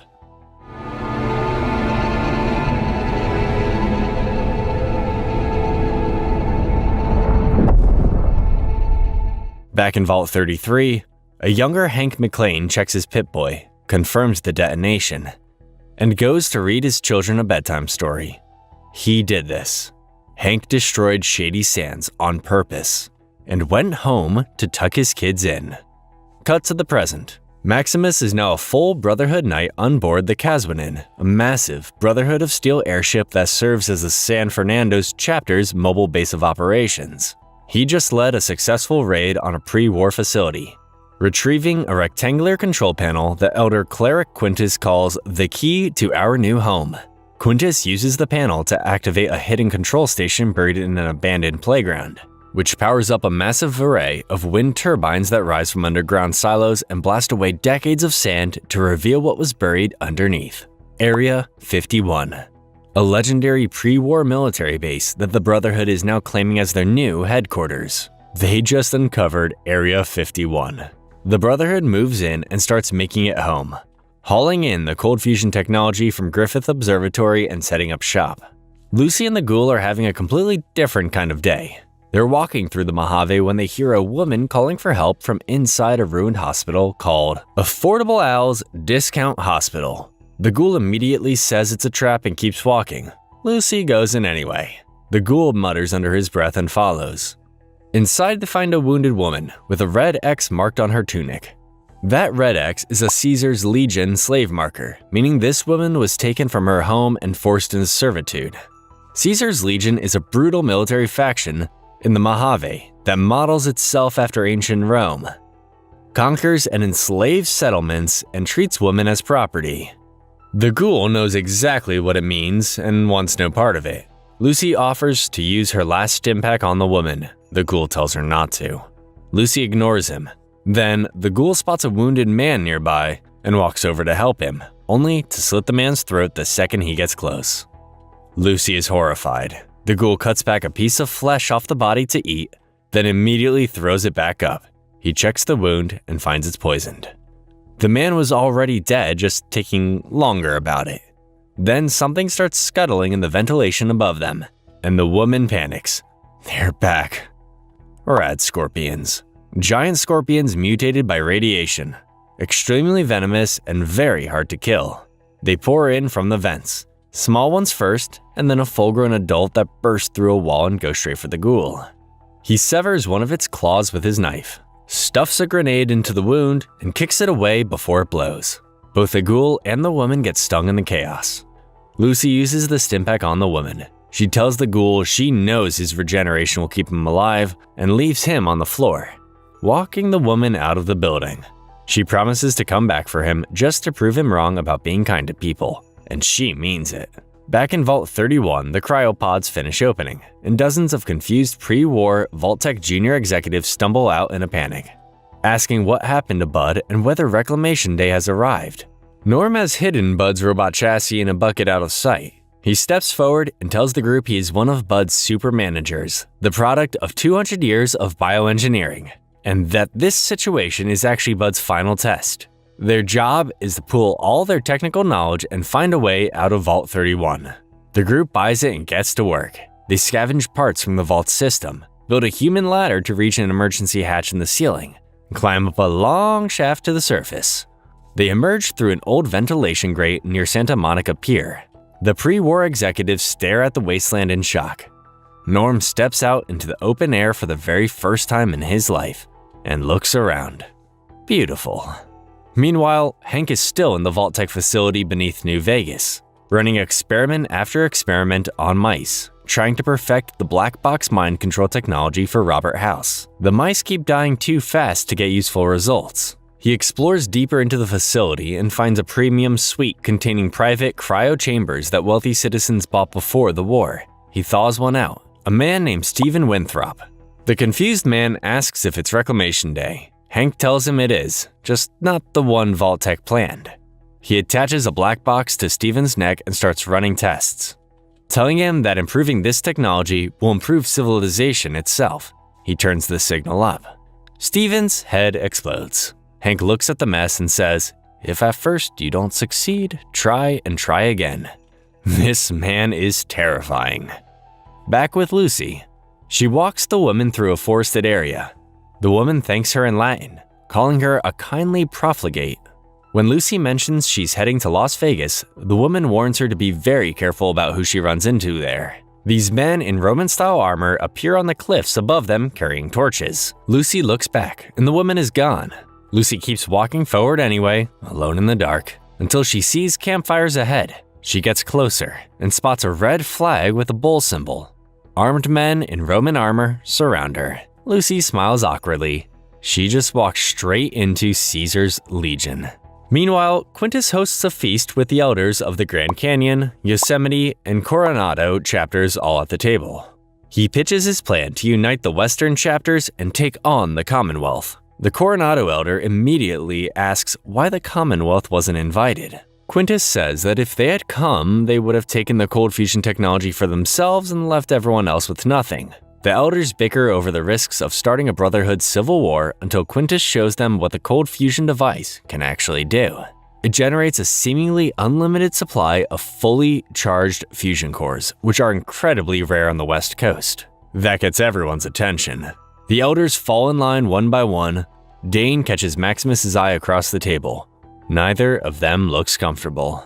Things don't stay civil for long though. The celebration that follows turns ugly fast. A massive knight from the Coronado chapter corners Maximus and challenges him to a bare-knuckle fight. No power armor, just fists. Quintus watches and says nothing. The knight lands a cheap shot before the fight even starts and beats Maximus badly for a while. When Maximus realizes nobody is going to step in, he fights dirty, punching the knight in the crotch, throws his jacket in his face, and when the knight pulls out a knife, Maximus grapples him into stabbing himself in the stomach before finishing him off. The crowd cheers. Quintus gives silent approval.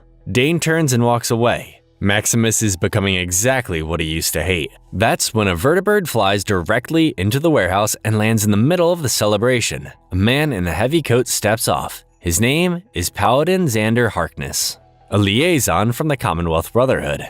The entire room goes dead silent. Quintus just spent the whole evening plotting against the Commonwealth, and the Commonwealth just pulled up to his front door.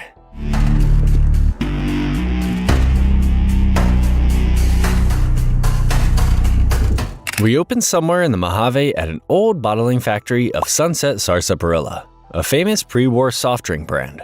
Basically, the Wasteland's version of a soda company. Running the place is none other than Thaddeus, the former Brotherhood squire who got hit with a crossbow bolt last season and started turning into a ghoul. He set up shop here as a floor manager, putting a crew of kids, both human and ghoul, to work on the conveyor belts collecting bottle caps from soda crates. 12-hour shifts, he wakes a sleeping ghoul boy named Bobby, and gives the whole crew a motivational speech about how lucky they are to have shelter, security, and all the soda they can drink.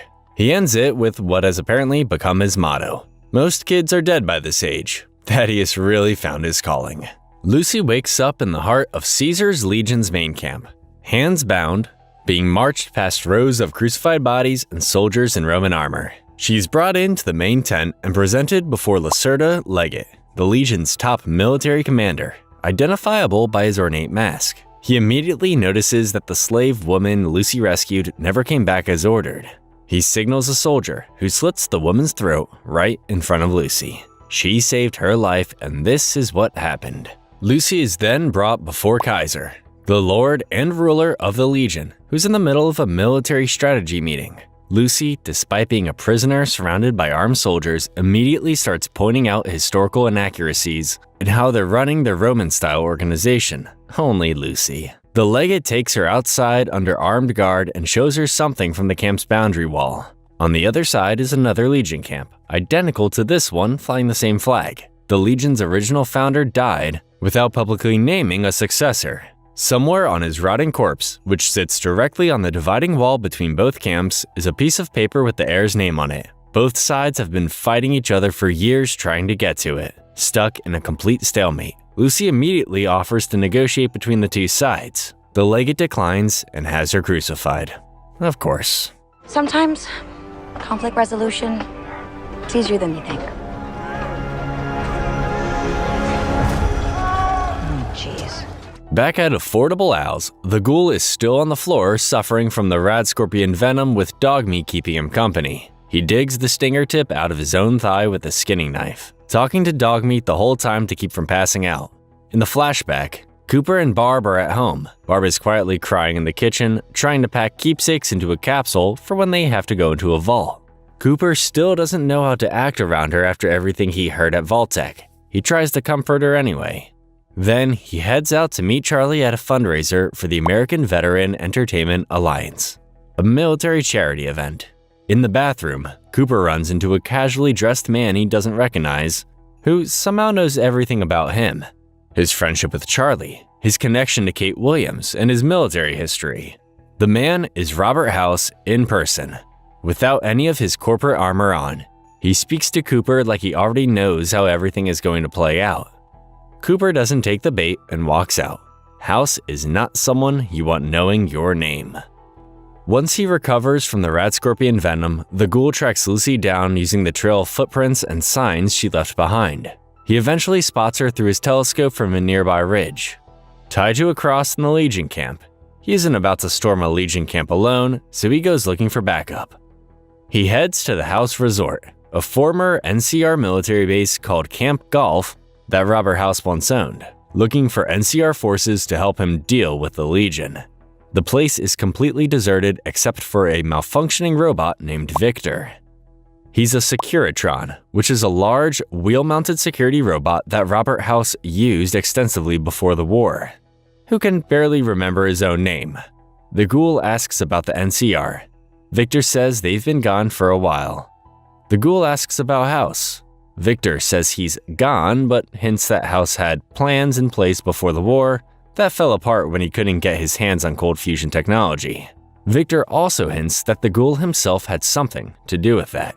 Before the ghoul leaves, Victor mentions there are NCR Rangers hiding out in the nearby hills. That'll do.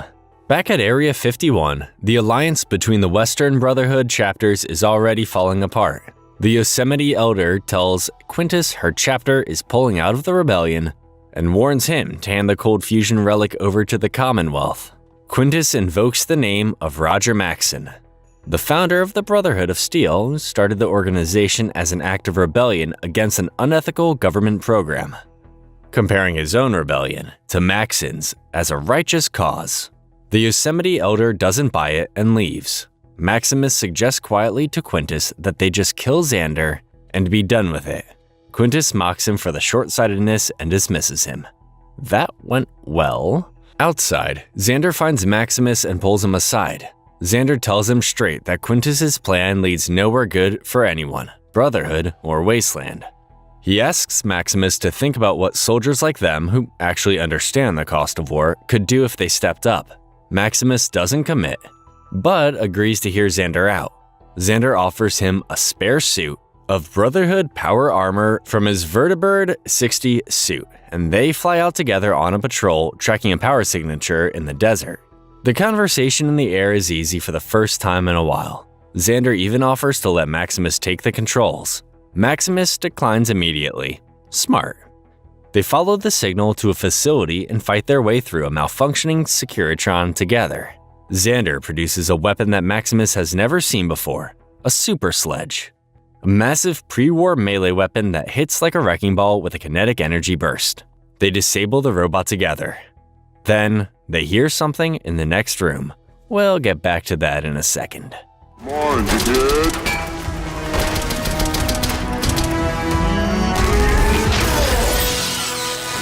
Elsewhere, the ghoul finds the Rangers in the desert. He gets a warning shot fired over his shoulder by Captain Rodriguez, an NCR officer who turns out to already know who he is. She takes him back to their camp. Their entire active force in the Mojave is 3 people. 3! Rodriguez tells him the Legion has them completely boxed in and they've been cut off from their battalion for over a decade. She offers him a tin of vials for his ghoul condition and tries to convince him to fight for something bigger than himself. Something she implies he used to believe in. The ghoul takes the vials and walks away, telling her that if the NCR's future really died out here in the Mojave, it deserved to. Cold. But then he turns back around and heads straight to the Legion camp. The ghoul walks into Kaiser's tent and makes the legate a deal. He'll give up the location of Rodriguez's NCR holdout in exchange for Lucy's freedom. The legate agrees. Lucy is cut down from her cross, and the ghoul carries her out of the camp. On the way out, he spots a stash of dynamite near the war rally. He makes a mental note. Meanwhile, outside the Legion camp, the ghoul and Lucy stop on a ridge overlooking the 2 warring armies below. The ghoul takes out Charlie's lighter and holds it for a moment. Then the Legion camp explodes. He rigged the dynamite stash on the way out. Both Legion factions immediately turn on each other, buying Rodriguez's NCR team some breathing room. Lucy looks at him. The ghoul shrugs and keeps walking. He's not as cold as he wants everyone to think. Remember that noise Maximus and Xander heard in the next room? They follow the sound and find themselves standing inside a very familiar place. It's the Sunset Sarsaparilla bottling factory from the start of the episode. Thaddeus's operation. Xander orders all the smooth-skinned humans to move to one side of the room, separating them from the ghoul children. Maximus immediately realizes what's about to happen and tells Xander to stand down. Thaddeus steps out from his hiding spot and begs for the kids' safety. Xander doesn't budge. The Codex says ghouls are abominations and the Codex is the law. Maximus looks at Thaddeus, looks at the children, looks at Xander. He swings the super sledge into the back of Xander's helmet. Xander drops dead instantly. Maximus stands there in the silence and tells Thaddeus what he just did. He started a war with the Commonwealth Brotherhood. There is no going back from that. We open in the past during the Sino-American War, the decades-long conflict between the United States and China that was still raging right up until the bombs dropped. Cooper and Charlie are on a mission together on the Alaskan front, searching for a lost soldier. Their T-45 power armor suits are malfunctioning badly, with the limbs locking up and systems failing. Cooper radios his superiors and asks to abort, but his request gets denied.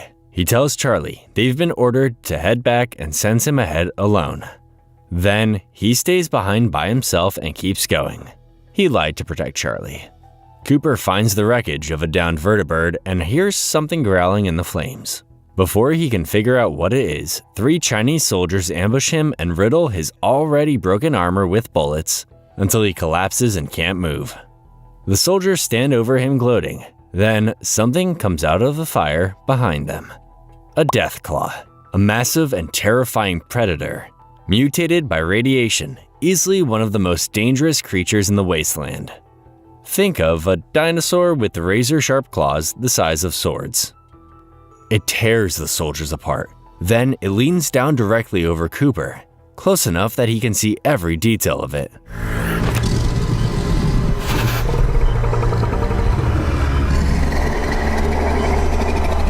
Then a firefight breaks out somewhere in the distance, and it turns and leaves. Cooper's radio crackles back to life. His superiors congratulate the troops on pushing the enemy back. Cooper just lies there in his broken armor, knowing full well it wasn't American soldiers that stopped them, something else did. Right after killing Xander at the bottling factory, Maximus needs to cover his tracks before the Brotherhood figures out what happened.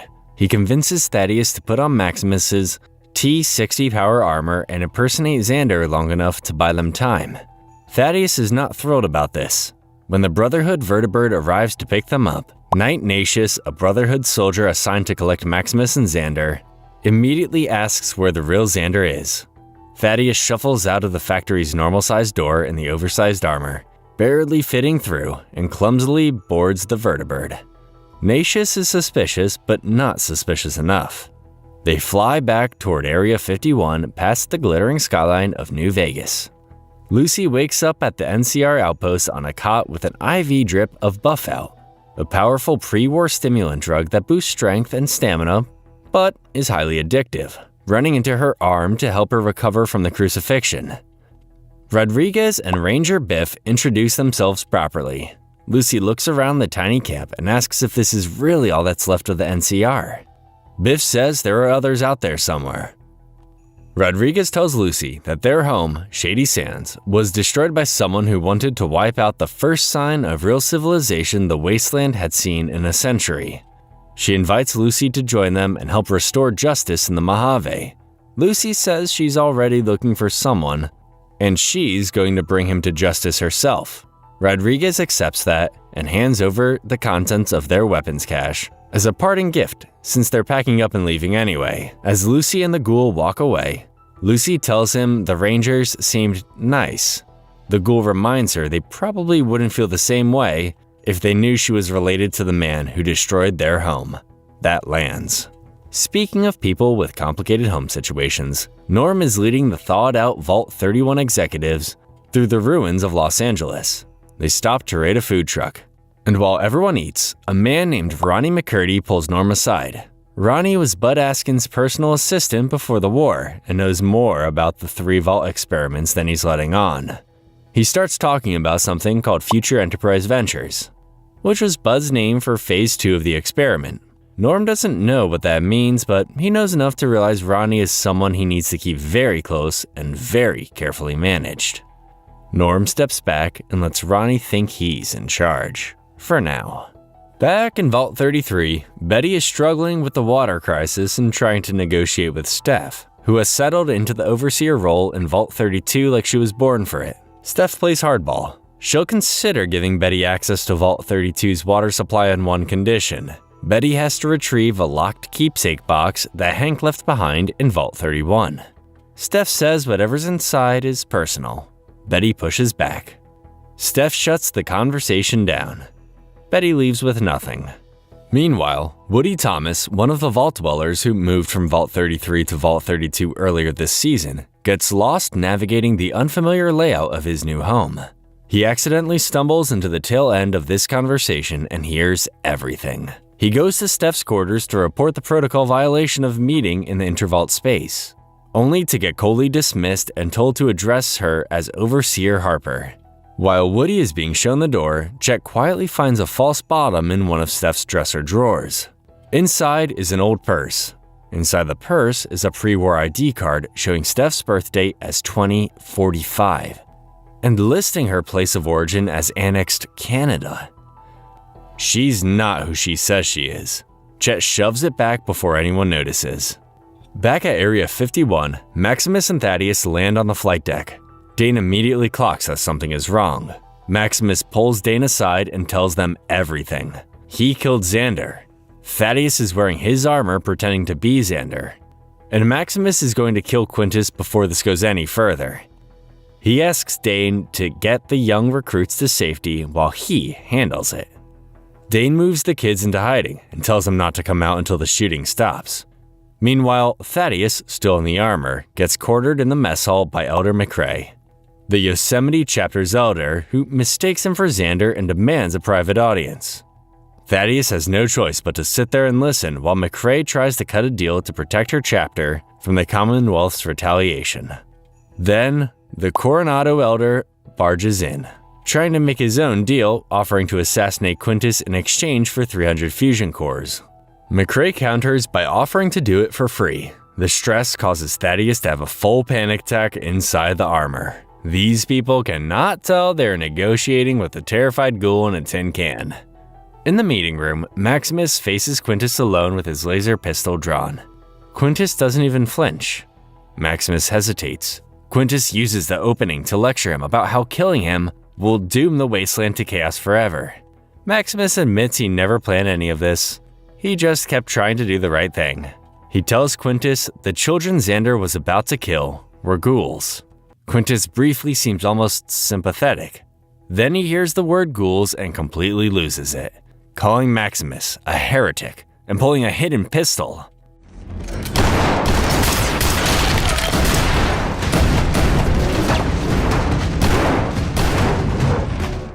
A firefight breaks out across the room.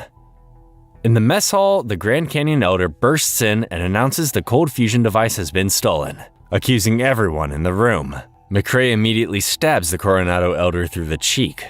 The Grand Canyon Elder shoots McRae in the shoulder. The whole mess hall erupts into a brawl between Brotherhood chapters. Thaddeus runs for his life. Maximus escapes the meeting room and traps Quintus inside. Dane runs in and presses the cold fusion device into Maximus's hands. Nobody had thought to guard it during the chaos, so Dane grabbed it the moment the shooting started. They tell him to take it and run, calling him the only Brotherhood member who's not a total idiot. Maximus asks what Dane is going to do. Dane says what they always do: survive. Maximus and Thaddeus run out into the Mojave as the Brotherhood airships start firing on each other overhead. One of them going down in flames and crashing into the dunes behind them.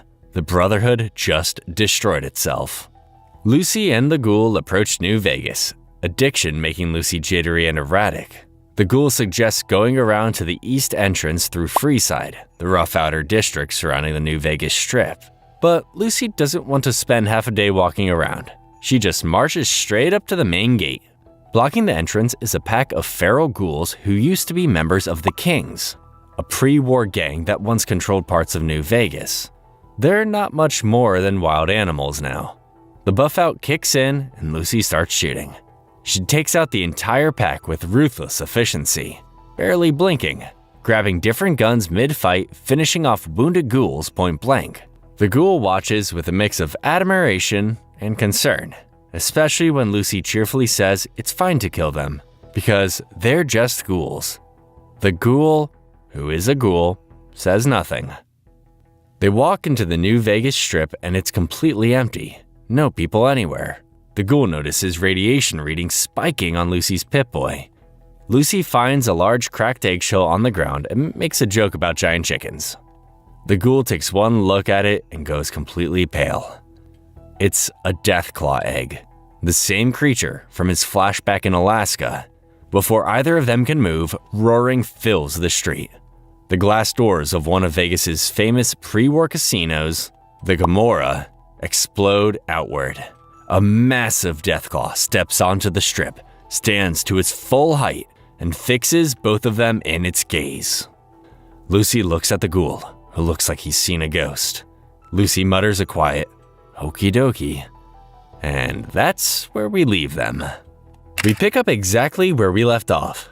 3 Deathclaws are closing in on Lucy and the ghoul in the middle of the empty New Vegas Strip. The ghoul stuffs a grenade into a duffel bag. tosses it in the opposite direction, and shoots it. The explosion buys them just enough time to sprint to the exit gate and slide under into Freeside. Barely. The next morning, Lucy and the ghouls sit outside the gate, watching Deathclaws roam the strip behind it. Lucy asks if they were always there. The ghoul says no. She asks why her father would walk into a den of monsters. The ghoul goes quiet and then tells her something he hasn't said out loud before.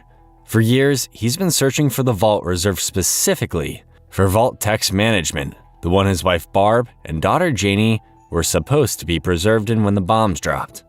Every vault he's found so far has been empty, but now, tracking Hank, he believes there's another one right here beneath the strip. That's why Hank came to New Vegas, and that's why the ghoul needs to get in there. He's been looking for his family this whole time. Lucy is starting to feel the buff-out withdrawal kicking in again and becomes jittery and irritable. The ghoul hands her some caps and sends her to Sonny's Sundries, a small supply shop in Freeside, to buy Addictol, a medicine that flushes addictive substances out of your body. Meanwhile, he goes to Atomic Wrangler Casino, a bar and casino in Freeside, to get a drink and think. In the flashback, Cooper and Barb land in Las Vegas at the airport, where Hank, still just Barb's assistant at this point, meets them with a locked briefcase handcuffed to his wrist. Cooper slips away to a payphone where Kate Williams is waiting in the next booth. She slides a vial of poison into the coin return and tells him to use it on House tonight. Cooper picks it up, thinks about it, and puts it back. He tells her he'll get the cold fusion device himself without killing anyone. Williams doesn't look convinced. Cooper goes back to rejoin Barb. They arrive in Vegas, and Cooper is escorted by the fake Robert House, the double who has been playing the role publicly for years, up to the penthouse of the Lucky 38, a massive pre-war casino that towers over all of New Vegas and serves as Robert House's personal base of operations. The real House is waiting at a massive computer console. Cooper realizes this is the same man he ran into in the bathroom at the Veterans Fundraiser. House tells him he was very eager to meet him in person. He also tells Cooper he already knows he came to Vegas to kill him. Meanwhile, the Vault 31 expedition makes it to the overgrown grounds of the old Vault-Tec headquarters, the pre-war corporate offices of Vault-Tec, now abandoned and mostly in ruins. They break in through the front doors and find the place deserted, except for Ma June, the shop owner from Philly who Lucy met back in Season 1, and her assistant, who are running a radroach farm in the elevator shafts. Ma June recognizes Norm as Lucy's brother and tells him about their encounter in Philly, ending with the blunt assessment that Lucy is probably dead by now. Norm tells her she doesn't know Lucy like he does. Ma June tells him to go home, the same advice she gave his sister. Then, she offers the group whatever salvage they need and walks away. Norm and the group push deeper into the building. In Barb Howard's old office, Norm sits down at the terminal with Claudia, one of the thawed Vault 31 executives who only worked at Vault-Tec for a week before being frozen. She knows very little about the experiment and quietly admits she doesn't think Norm is really Bud's successor. Norm confirms it. Claudia tells him the others won't react well if they find out. What neither of them knows is that Ronnie has been hiding in the room the whole time and hears every word. Norm searches the terminal for future Enterprise ventures and finds no direct record, but a related search pulls up an acronym he doesn't recognize. FEV, which redirects to an entry on the Forced Evolutionary Virus, a pre-war biological experiment that Vault-Tec was apparently involved in.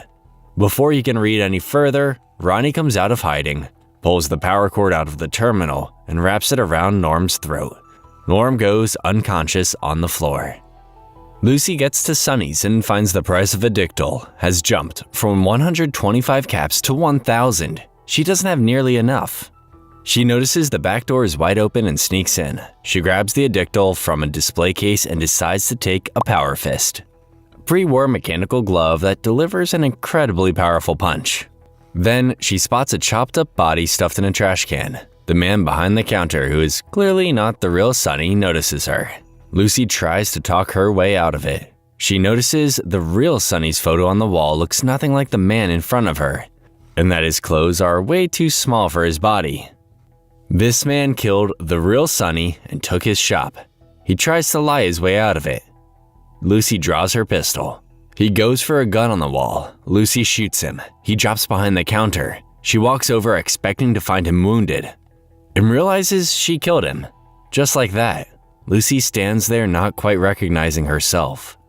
A customer walks in and asks who she is. Lucy says she doesn't know. She really doesn't know anymore. Just gonna be leaving now, and you're not gonna shoot me as I go. Sir, don't touch that gun. If you touch that gun, I'm gonna have to maim you. We switch to the flashback, and House says something that stops Cooper cold. He had access to the visual feed inside Cooper's T-45 armor during his tour in Alaska. He saw the Deathclaw. He implies that creature is connected to the same conspiracy Barb is involved in. Cooper comes downstairs to talk face to face. House tells him they are both Apex competitors and that he has been running mathematical equations to predict the exact moment the world ends.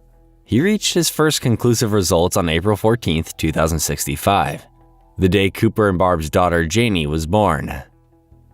This convinced him the Howard family would play a significant role in what was coming. The actual end date he calculated was pushed forward by a full month the moment Cooper decided to travel to Vegas with Barb. Then, House reveals a hidden room in the penthouse containing his own cold fusion generator. His plan is to use it to upload his personality into his computer network so he can survive the apocalypse and protect Las Vegas from inside the machine. Cooper points out that House is buying survival technology from the same woman who plans to start the war. House doesn't deny Barb's role but insists there's someone else operating behind the scenes. Someone even he can't identify, and believes that unknown player is connected to the Deathclaw in Alaska. He puts on a control helmet as he talks. Cooper calls him a lunatic and heads for the elevator. House calls after him, telling him he's a killer, pretending to be a cowboy. Cooper rides the elevator down in silence and drinks his flask dry. He found out nothing and lost everything he thought he knew about his wife. Lucy takes the Addictol outside Sonny's and immediately projectile vomits the Buffout out of her system for a solid minute. She makes her way to the Ghoul's room at the Atomic Wrangler, barely holding herself together, and finds the window to vomit out of, while the Ghoul helps her into a seat. Then, they both notice something standing in the room with them. It's a snake oil salesman, but he's completely different now. Clean, polite, composed, and speaking in full sentences. Hank used the black box technology to wipe his memories and reprogram him as a messenger.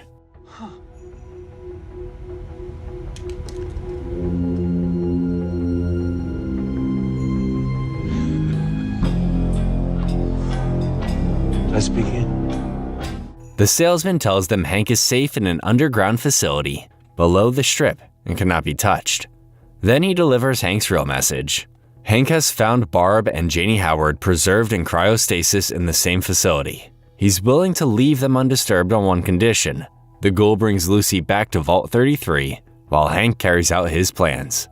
If the Ghoul refuses, Hank will end their stasis and they'll die.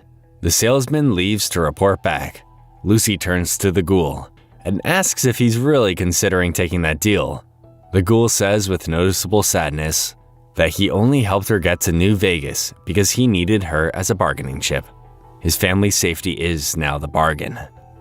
Lucy says they were finally starting to get along. The Ghoul agrees. Then he shoots her with her own tranq gun. Lucy's body fights through the tranquilizer longer than the Ghoul expected. She gets one hand free, slips the power fist onto it, and punches the Ghoul clean through the window.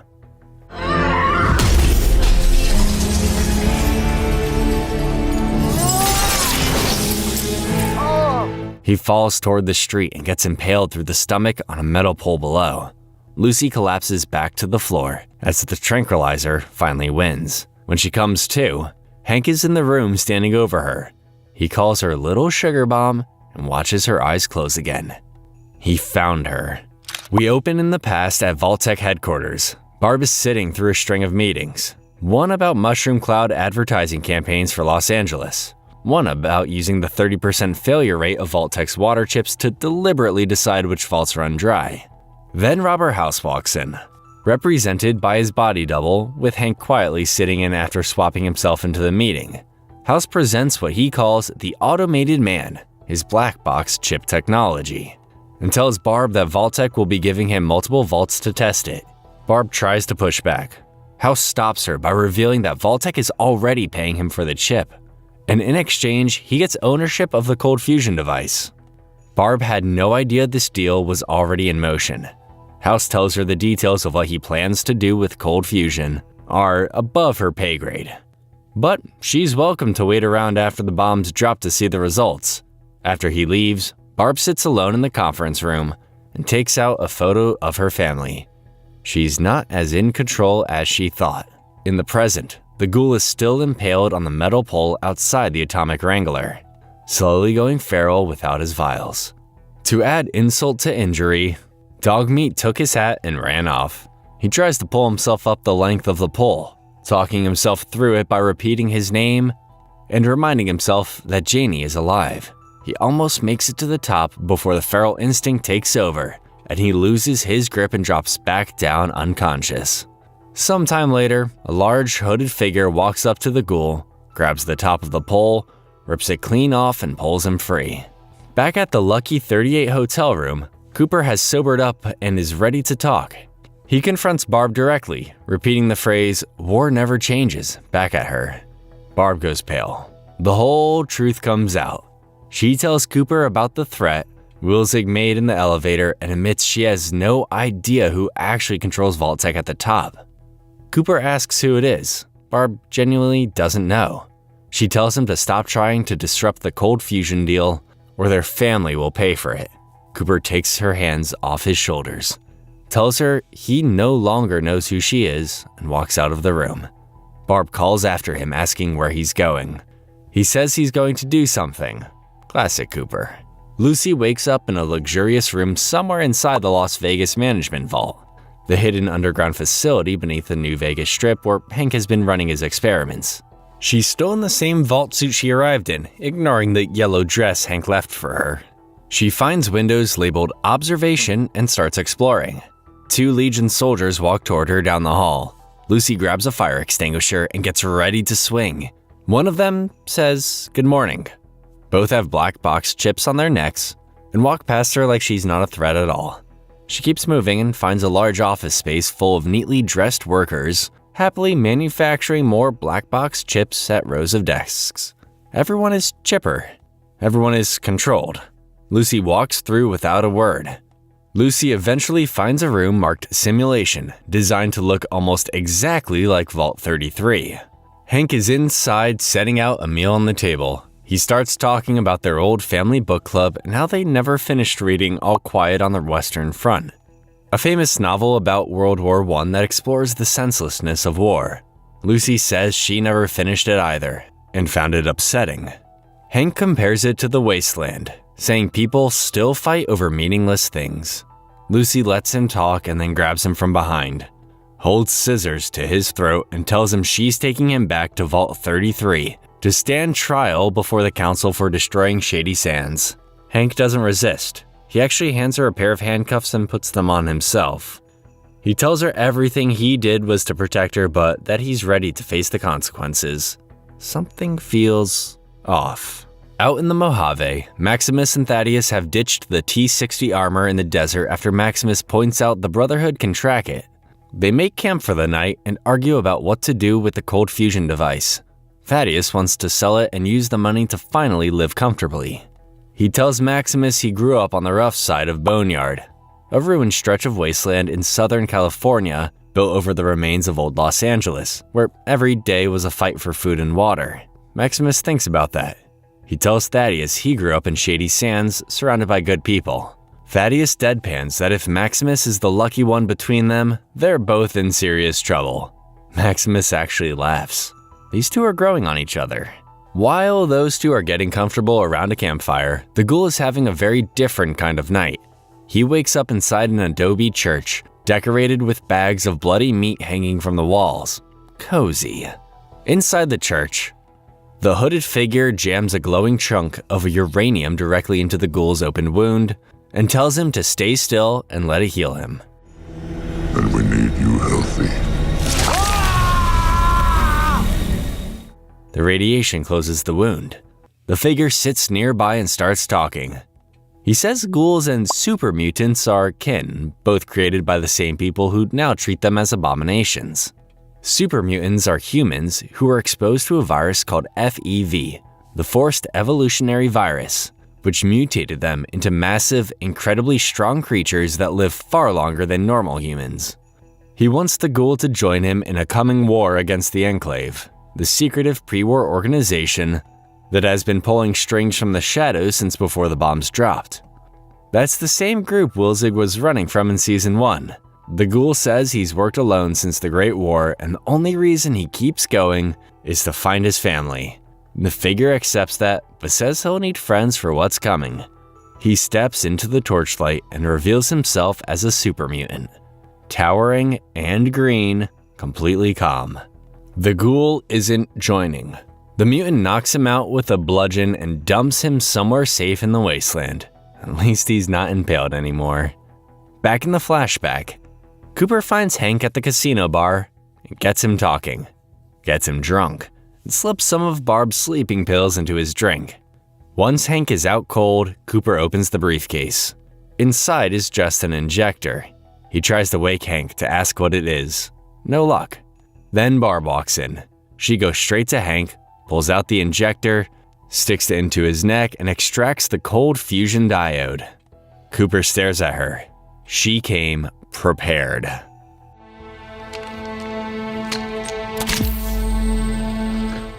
Back in Vault 33, Reg McPhee, one of the Vault Council members who ran for Overseer earlier this season and lost to Betty, has been running an inbreeding support group for Vault dwellers affected by generations of living in a small, closed community. The group has exploded in popularity, mostly because members get guaranteed snacks and water rations out of it. Betty storms in with security and shuts the whole thing down, citing the water shortage and calling the snack budget a waste of resources. Reg, realizing he's about to lose the only thing that gives him any standing in the vault, pushes back.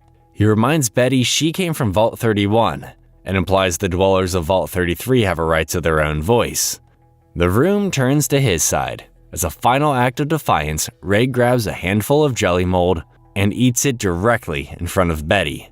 The whole room cheers. Betty watches with quiet concern. Reg just became a political force. God help them all.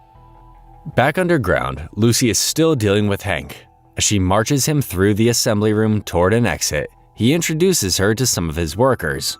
A woman who used to be a murderer and now sharpens pencils. Two men who were tribal enemies willing to kill each other on sight now work side by side. A woman from Kaiser's Legion who used to cook people now makes trail mix. The workers spot Hank in handcuffs and get anxious. Hank reassures them and tells them Lucy is pursuing justice. They calm down immediately. Lucy tells all of them they're free to leave. They say they like it here and don't want to go. Of course they do. Then, the snake oil salesman wheels in Ranger Biff, one of the 3 surviving NCR Rangers Lucy met in Episode 3 and a Legion soldier, both tied to chairs, asking Hank what to do with them. Biff sees Lucy, and his face lights up. The Legion soldier immediately starts trying to attack Biff. Lucy tries to pull Biff to safety while Hank watches, and tells her this is exactly the kind of violence his chips prevent. The Legion soldier overpowers Lucy, lifts her by the throat, and throws her aside. He goes after Biff with a stapler, embedding staples into his head.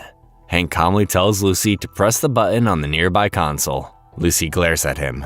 The soldier raises the stapler again, Lucy presses the button, and both soldiers' chips activate instantly. The Legion soldier's rage disappears completely. He and Biff smile at each other and go off to get cleaned up together. Lucy turns to Hank with pure fury. Hank smirks. Kumbaya. He engineered the whole thing just to prove his point. And we close out the episode with Dogmeat running into Maximus and Thaddeus' camp and barking like her life depends on it. She leads them through the dark to the Mojave Mission School, an abandoned pre-war school in the desert, into a shed where the ghoul is lying on the floor looking like he's been through absolute hell. Maximus stares. The ghoul stares back and makes it very clear he is not happy about who Dogmeat chose to bring him. Dogmeat is never getting a treat again. We open in the past in Canada. A younger Steph and her mother Joan are running through frozen wilderness, having escaped from the Uranium City internment camp, a prison camp where the United States was holding Canadian citizens during the annexation of Canada, along with other escapees. American soldiers open fire. Vertibird corners them. A US Marine in T-45 power armor orders them back to the camp or they die. Before either of them can move, a suicide bomber kills the Marine and mortally wounds Joan. Steph cradles her dying mother on the frozen ground. Joan tells her to leave her behind, head south, cross into America, and forget everything she was raised on, including her faith. Find the highest branch and cling to it to escape the coming flood. Her last words tell Steph not to think of Americans as human beings, just Americans. That is the woman running Vault 32 right now. On her way to the border, Steph kills a man for his can of food. At the crossing, she stabs the border guard and keeps walking. These scenes cut back and forth with present-day Steph waking up in her Vault 32 bed, the memories playing like a nightmare she can't switch off. She brushes her teeth so hard she spits blood.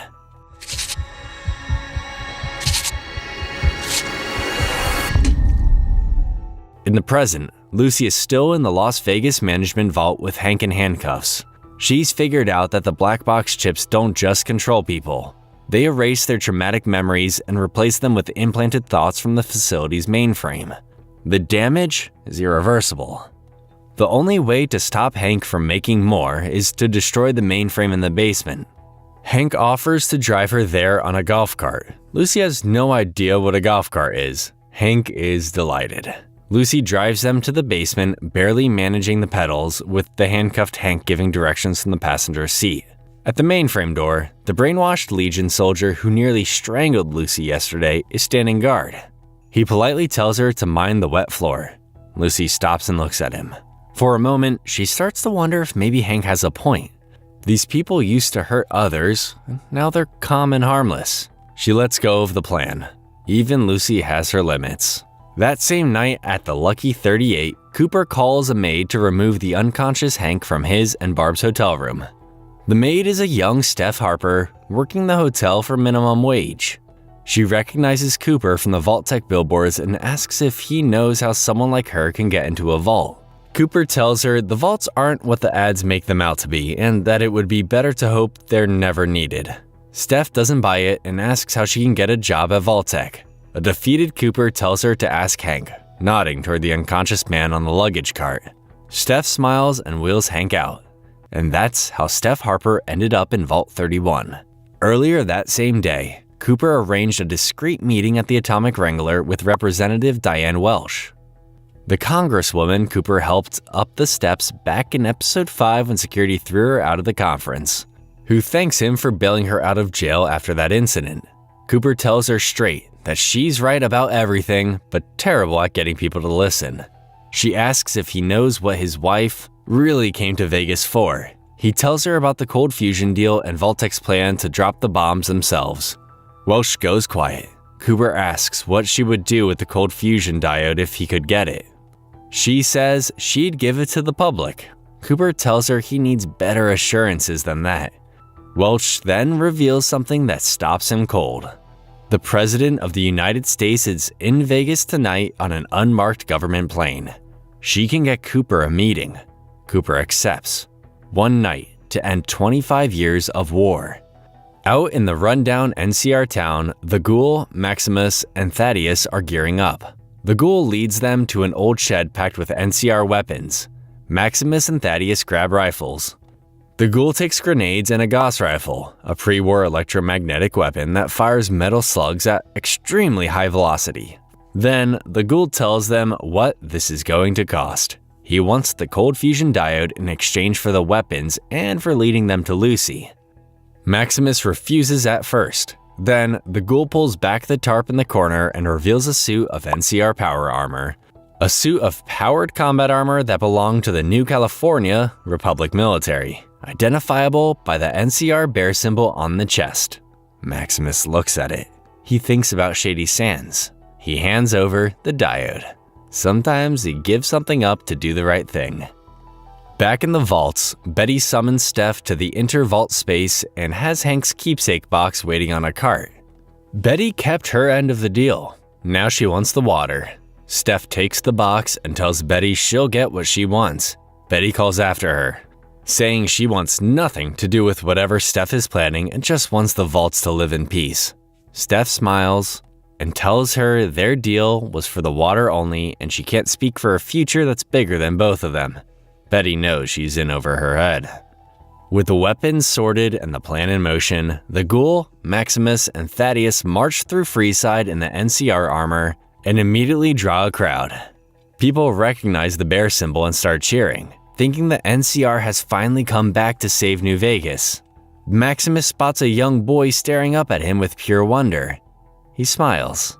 At the gate to the Strip, the Ghoul lays out the plan. Once they're through, the Deathclaws will smell them immediately. They need to move fast and get to the Lucky 38. Thaddeus is assigned the sniper post on a nearby roof. Then his arm falls off, just drops to the ground. His shoulder has gone gangrenous from the ghoulification. Thaddeus stares at it on the ground and tries to convince everyone this is normal. The Ghoul looks deeply concerned. Maximus tells Thaddeus to sit this one out. Two-man job now. Lucy returns to Hank's quarters for dinner. Biff comes in to refill their water glasses. Lucy asks if he remembers her. He says they met this morning. She asks about the NCR outpost where he spent 25 years of his life. Nothing. Everything that made Biff who he was is just gone. Lucy dismisses him, waits for Hank to turn his back to check something in the oven, and snaps the open handcuff onto the oven handle. She grabs his Pip-Boy off the counter while he's distracted. Hank realizes what happened and shouts after her. Lucy tells him he was actually a good father. His lessons just taught her not to trust him. She walks out to go destroy the mainframe alone. Meanwhile, Norm wakes up on the floor of Barb's old Vault-Tec office with Claudia untying his hands. They need to leave immediately. Norm insists on the radio room first. He broadcasts a transmission trying to reach Hank and Lucy in the Las Vegas management vault. The signal reaches the vault, but Lucy is already driving the golf cart to the basement and doesn't hear it. Norm calls out to Hank directly and asks what's going to happen to Vault 33. No answer. Ronnie and the executives find them before they can escape. In Vault 32, it's wedding day. Chet and Steph stand before the assembled vault dwellers as Davey officiates. Steph says, "I do." Chet says, "I don't." Quietly at first, then louder. Steph squeezes his hands hard enough to make him wince. Chet holds his ground. He tells the crowd he thinks Steph hurt Woody, who was never really sent to Vault 31 on a leadership exchange. He pulls out Steph's pre-war Canadian ID card as proof. The room erupts. Steph looks at the crowd turning against her, and the memories of the internment camp flood back all at once. She runs. She barricades herself in her office as vault dwellers pound on the door. She sits at her desk alone and falls apart completely. The highest branch just snapped.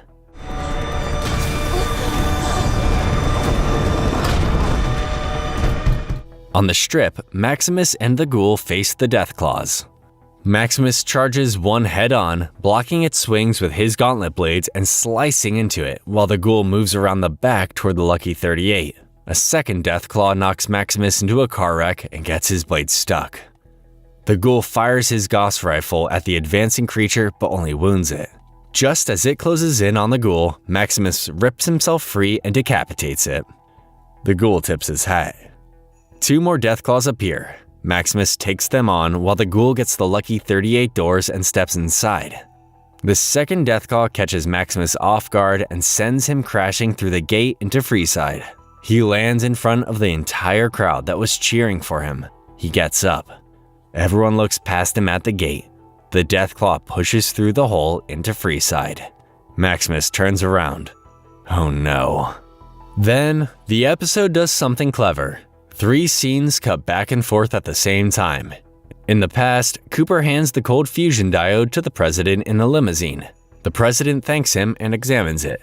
Cooper and Welch share a nod.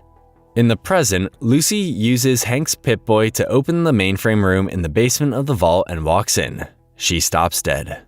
The mainframe's core isn't a machine. It's a severed human head hooked up to a brain-scanning helmet. The head belongs to Diane Welch, the congresswoman Cooper handed the cold fusion to in the past, now dead and being used as a living computer. At the same time, in the Lucky 38 penthouse, the ghoul finds the cold fusion generator room, inserts the diode into its crucible, and steps back. The entire monitor bank powers on. A digital face appears on the screen. Robert House looks out at the ghoul and says, "He's back." Well, hello, old chum. We open in the Legion camp in the middle of the civil war the ghouls started a few episodes ago. With both factions tearing each other apart, the Lacerda legate quietly slips through the chaos and drags the skeletal remains of Edward Sallow into his tent. He opens the paper from inside the corpse's pocket that supposedly names Kaiser's heir. It reads, "I am Kaiser. I am the Legion. It ends with me."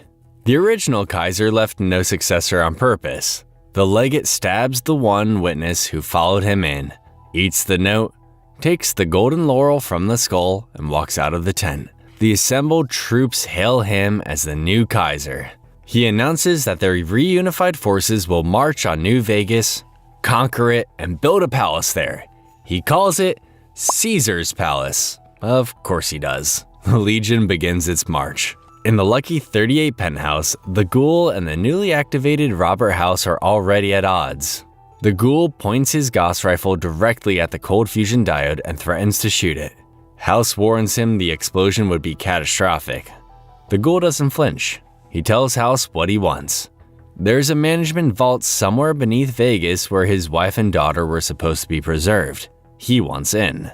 House agrees but tells the ghoul he'll need to wear a Pip-Boy so they can communicate through the tunnels below the Lucky 38.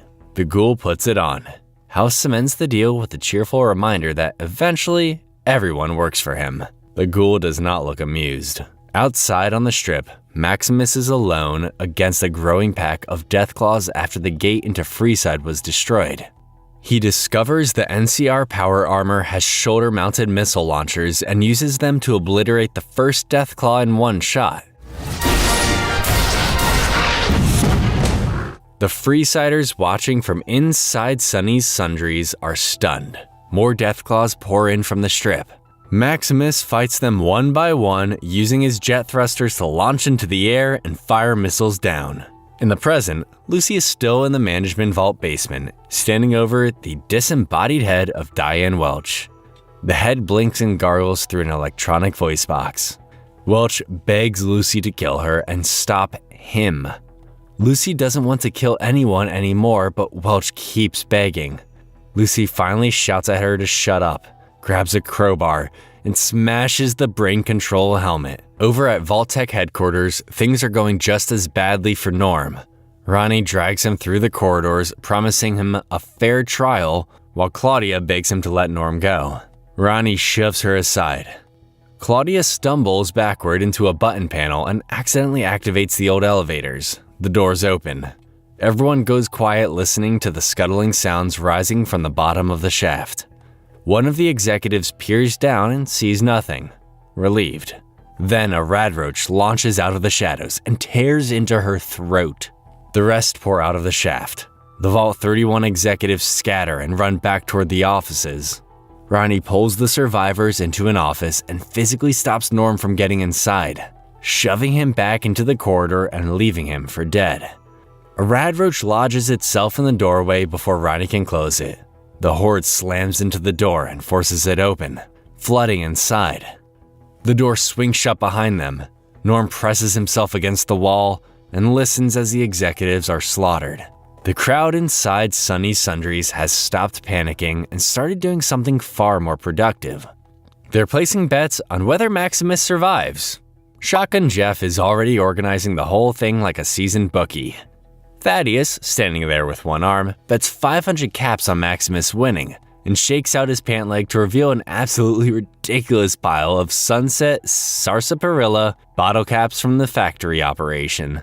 The man lost an arm and showed up to a Deathclaw fight with 500,000 bottle caps in his trousers. Thaddeus is built different. Lucy walks out of the basement, clothes stained with blood, still reeling, and runs straight into Hank, who has freed himself from the oven. He explains everything calmly. House wanted to build humans who acted like machines. Hank took that idea and improved it, adding personality, using Diane Welch as his blueprint for what the ideal pacified wasteland citizen should look like. While Hank is talking Lucy's ear off underground, the ghoul is navigating the tunnels below the Lucky 38, with House talking in his ear. House explains that he allowed Vault-Tec to build the management vault beneath Vegas but rigged the access system so he could control it. He then admits something he clearly finds embarrassing. He never realized the vault wasn't actually built for Vault-Tec. It was built for their investors, the Enclave, and that one of their people, Hank McClane, has been using the management vault for his own ends. House also tells the ghoul something that clearly lands hard. The Enclave was only able to achieve as much as they did because they obtained the cold fusion diode from the ghoul himself through the president. The ghoul just says, "I am what I am." House asks if that's what he plans to tell his family. The ghoul keeps walking. Back in the past, Cooper and Barb are at McCarran Airport. They handed off the diode. The worst should be over. Barb even says Cooper's old idea about moving to Bakersfield sounds nice, and Cooper suggests going as far as Colorado. Then Hank shows up glowing, telling them he and Steph talked until early morning and he proposed to her on the spot. Hank says Steph has an incredible resume for a hotel maid and suggests Barb talk to Bud about getting her a Vault-Tec job. Hank and Steph walk off together. Cooper and Barb watch them, surprised. Barb says they're leaving Vegas as winners. Then every payphone in the terminal starts ringing at once. Cooper picks one up. It's House. He tells Cooper he had no part in what's about to happen, and that there are far worse people than him in the world. Cooper notices men in suits moving toward him through the crowd. Federal agents arrest him on charges of un-American activities, handcuffing him right there in the terminal. Cooper realizes the president handed over the diode and then handed him over as a loose end. Before the agents reach him, Barb tries to say they'll fight it together. Cooper tells her to deny everything and protect Janie. She cries real tears as they take him away. He never made it into a vault. That's why he became the ghoul. Back in the present, Hank isn't done talking. He shows Lucy the latest version of the chip. It's so small it's almost invisible. No one will know who has one and who doesn't, the only sign being a tiny scar on the neck. He nods toward the brainwashed Legion soldier nearby and tells Lucy that besides the scar, she'll be his little girl again. The soldier moves toward her. Lucy hits him with a crowbar. He shrugs it off and gets her by the throat again. Then a knife flies into the back of his head. The ghoul steps out of the shadows, draws his revolver, and shoots Hank in the butt. Hank goes down. The ghoul slides his knuckle duster across the floor to Lucy and tips his hat. The choice is hers. Then he walks away to find his family. Back on the strip, things are not going Maximus's way. Eventually, Maximus runs out of ammunition. A Deathclaw tears into his armor and damages the hydraulics. He crawls out of the suit with nothing but a pool cue and an old roulette wheel for a weapon and shield. Jeff sees him standing there unarmored and realizes he's just a kid. He grabs his shotgun and tries to rally the Freesiders to help. Before it comes to that, a shot rings out from a rooftop. Thaddeus, balancing his rifle on his foot with one arm, fires a clean shot into the Deathclaw's eye. Then, a flag-bearing column of NCR soldiers marches through the east gate of Freeside. Captain Rodriguez is at the front, tells Maximus to stand down and let them take it from here. Maximus steps aside. The NCR is back. Lucy takes Hank outside onto the strip and confronts him. She tells him she wanted to come out here and find her father and visit the world with him. Hank says he wanted to make it worthy of her. Then she asks him what he was really doing in Vegas. Hank tells her the wasteland itself was always the real experiment, not the vaults. He's already sent agents out across the wasteland, all implanted with the new miniaturized chips, carrying out orders written over 200 years ago by the Enclave. Lucy tries to get him to stop. Hank tells her he loves her. Then he pulls out a second remote she didn't know about and activates his own chip, wiping his own memories clean.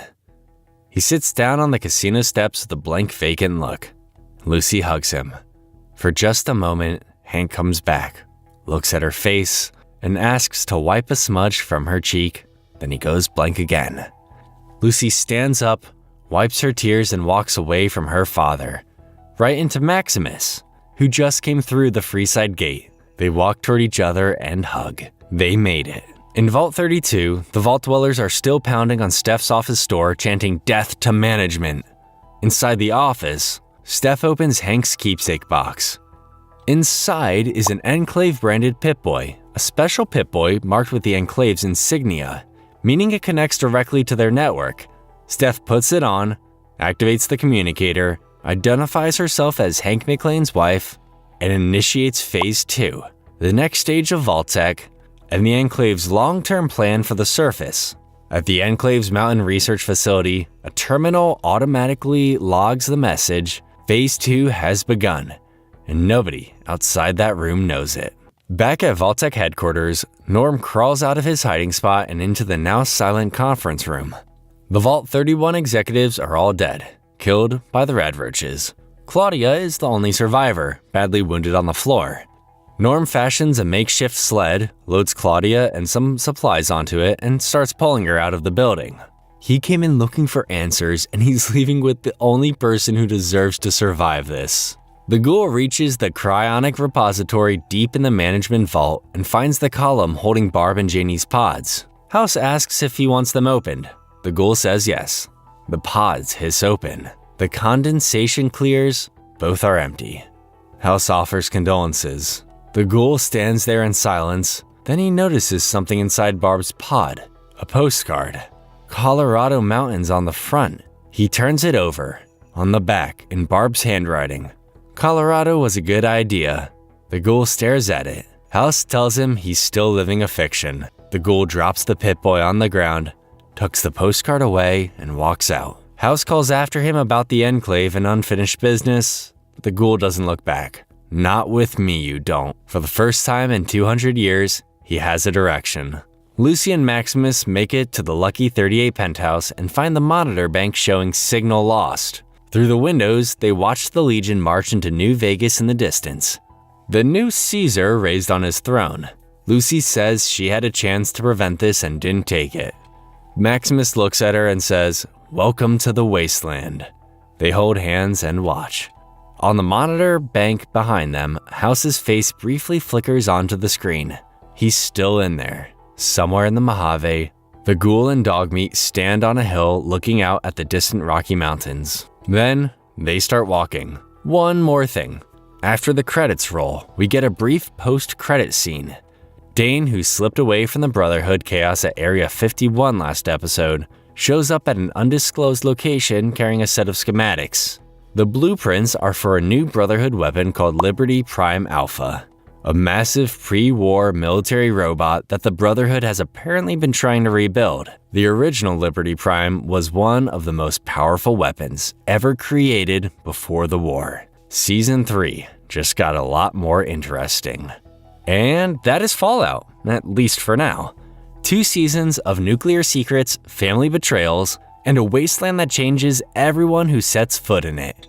And we still have so many questions left to answer. If this story had you hooked, click through and check out our other videos because there's plenty more to dig into.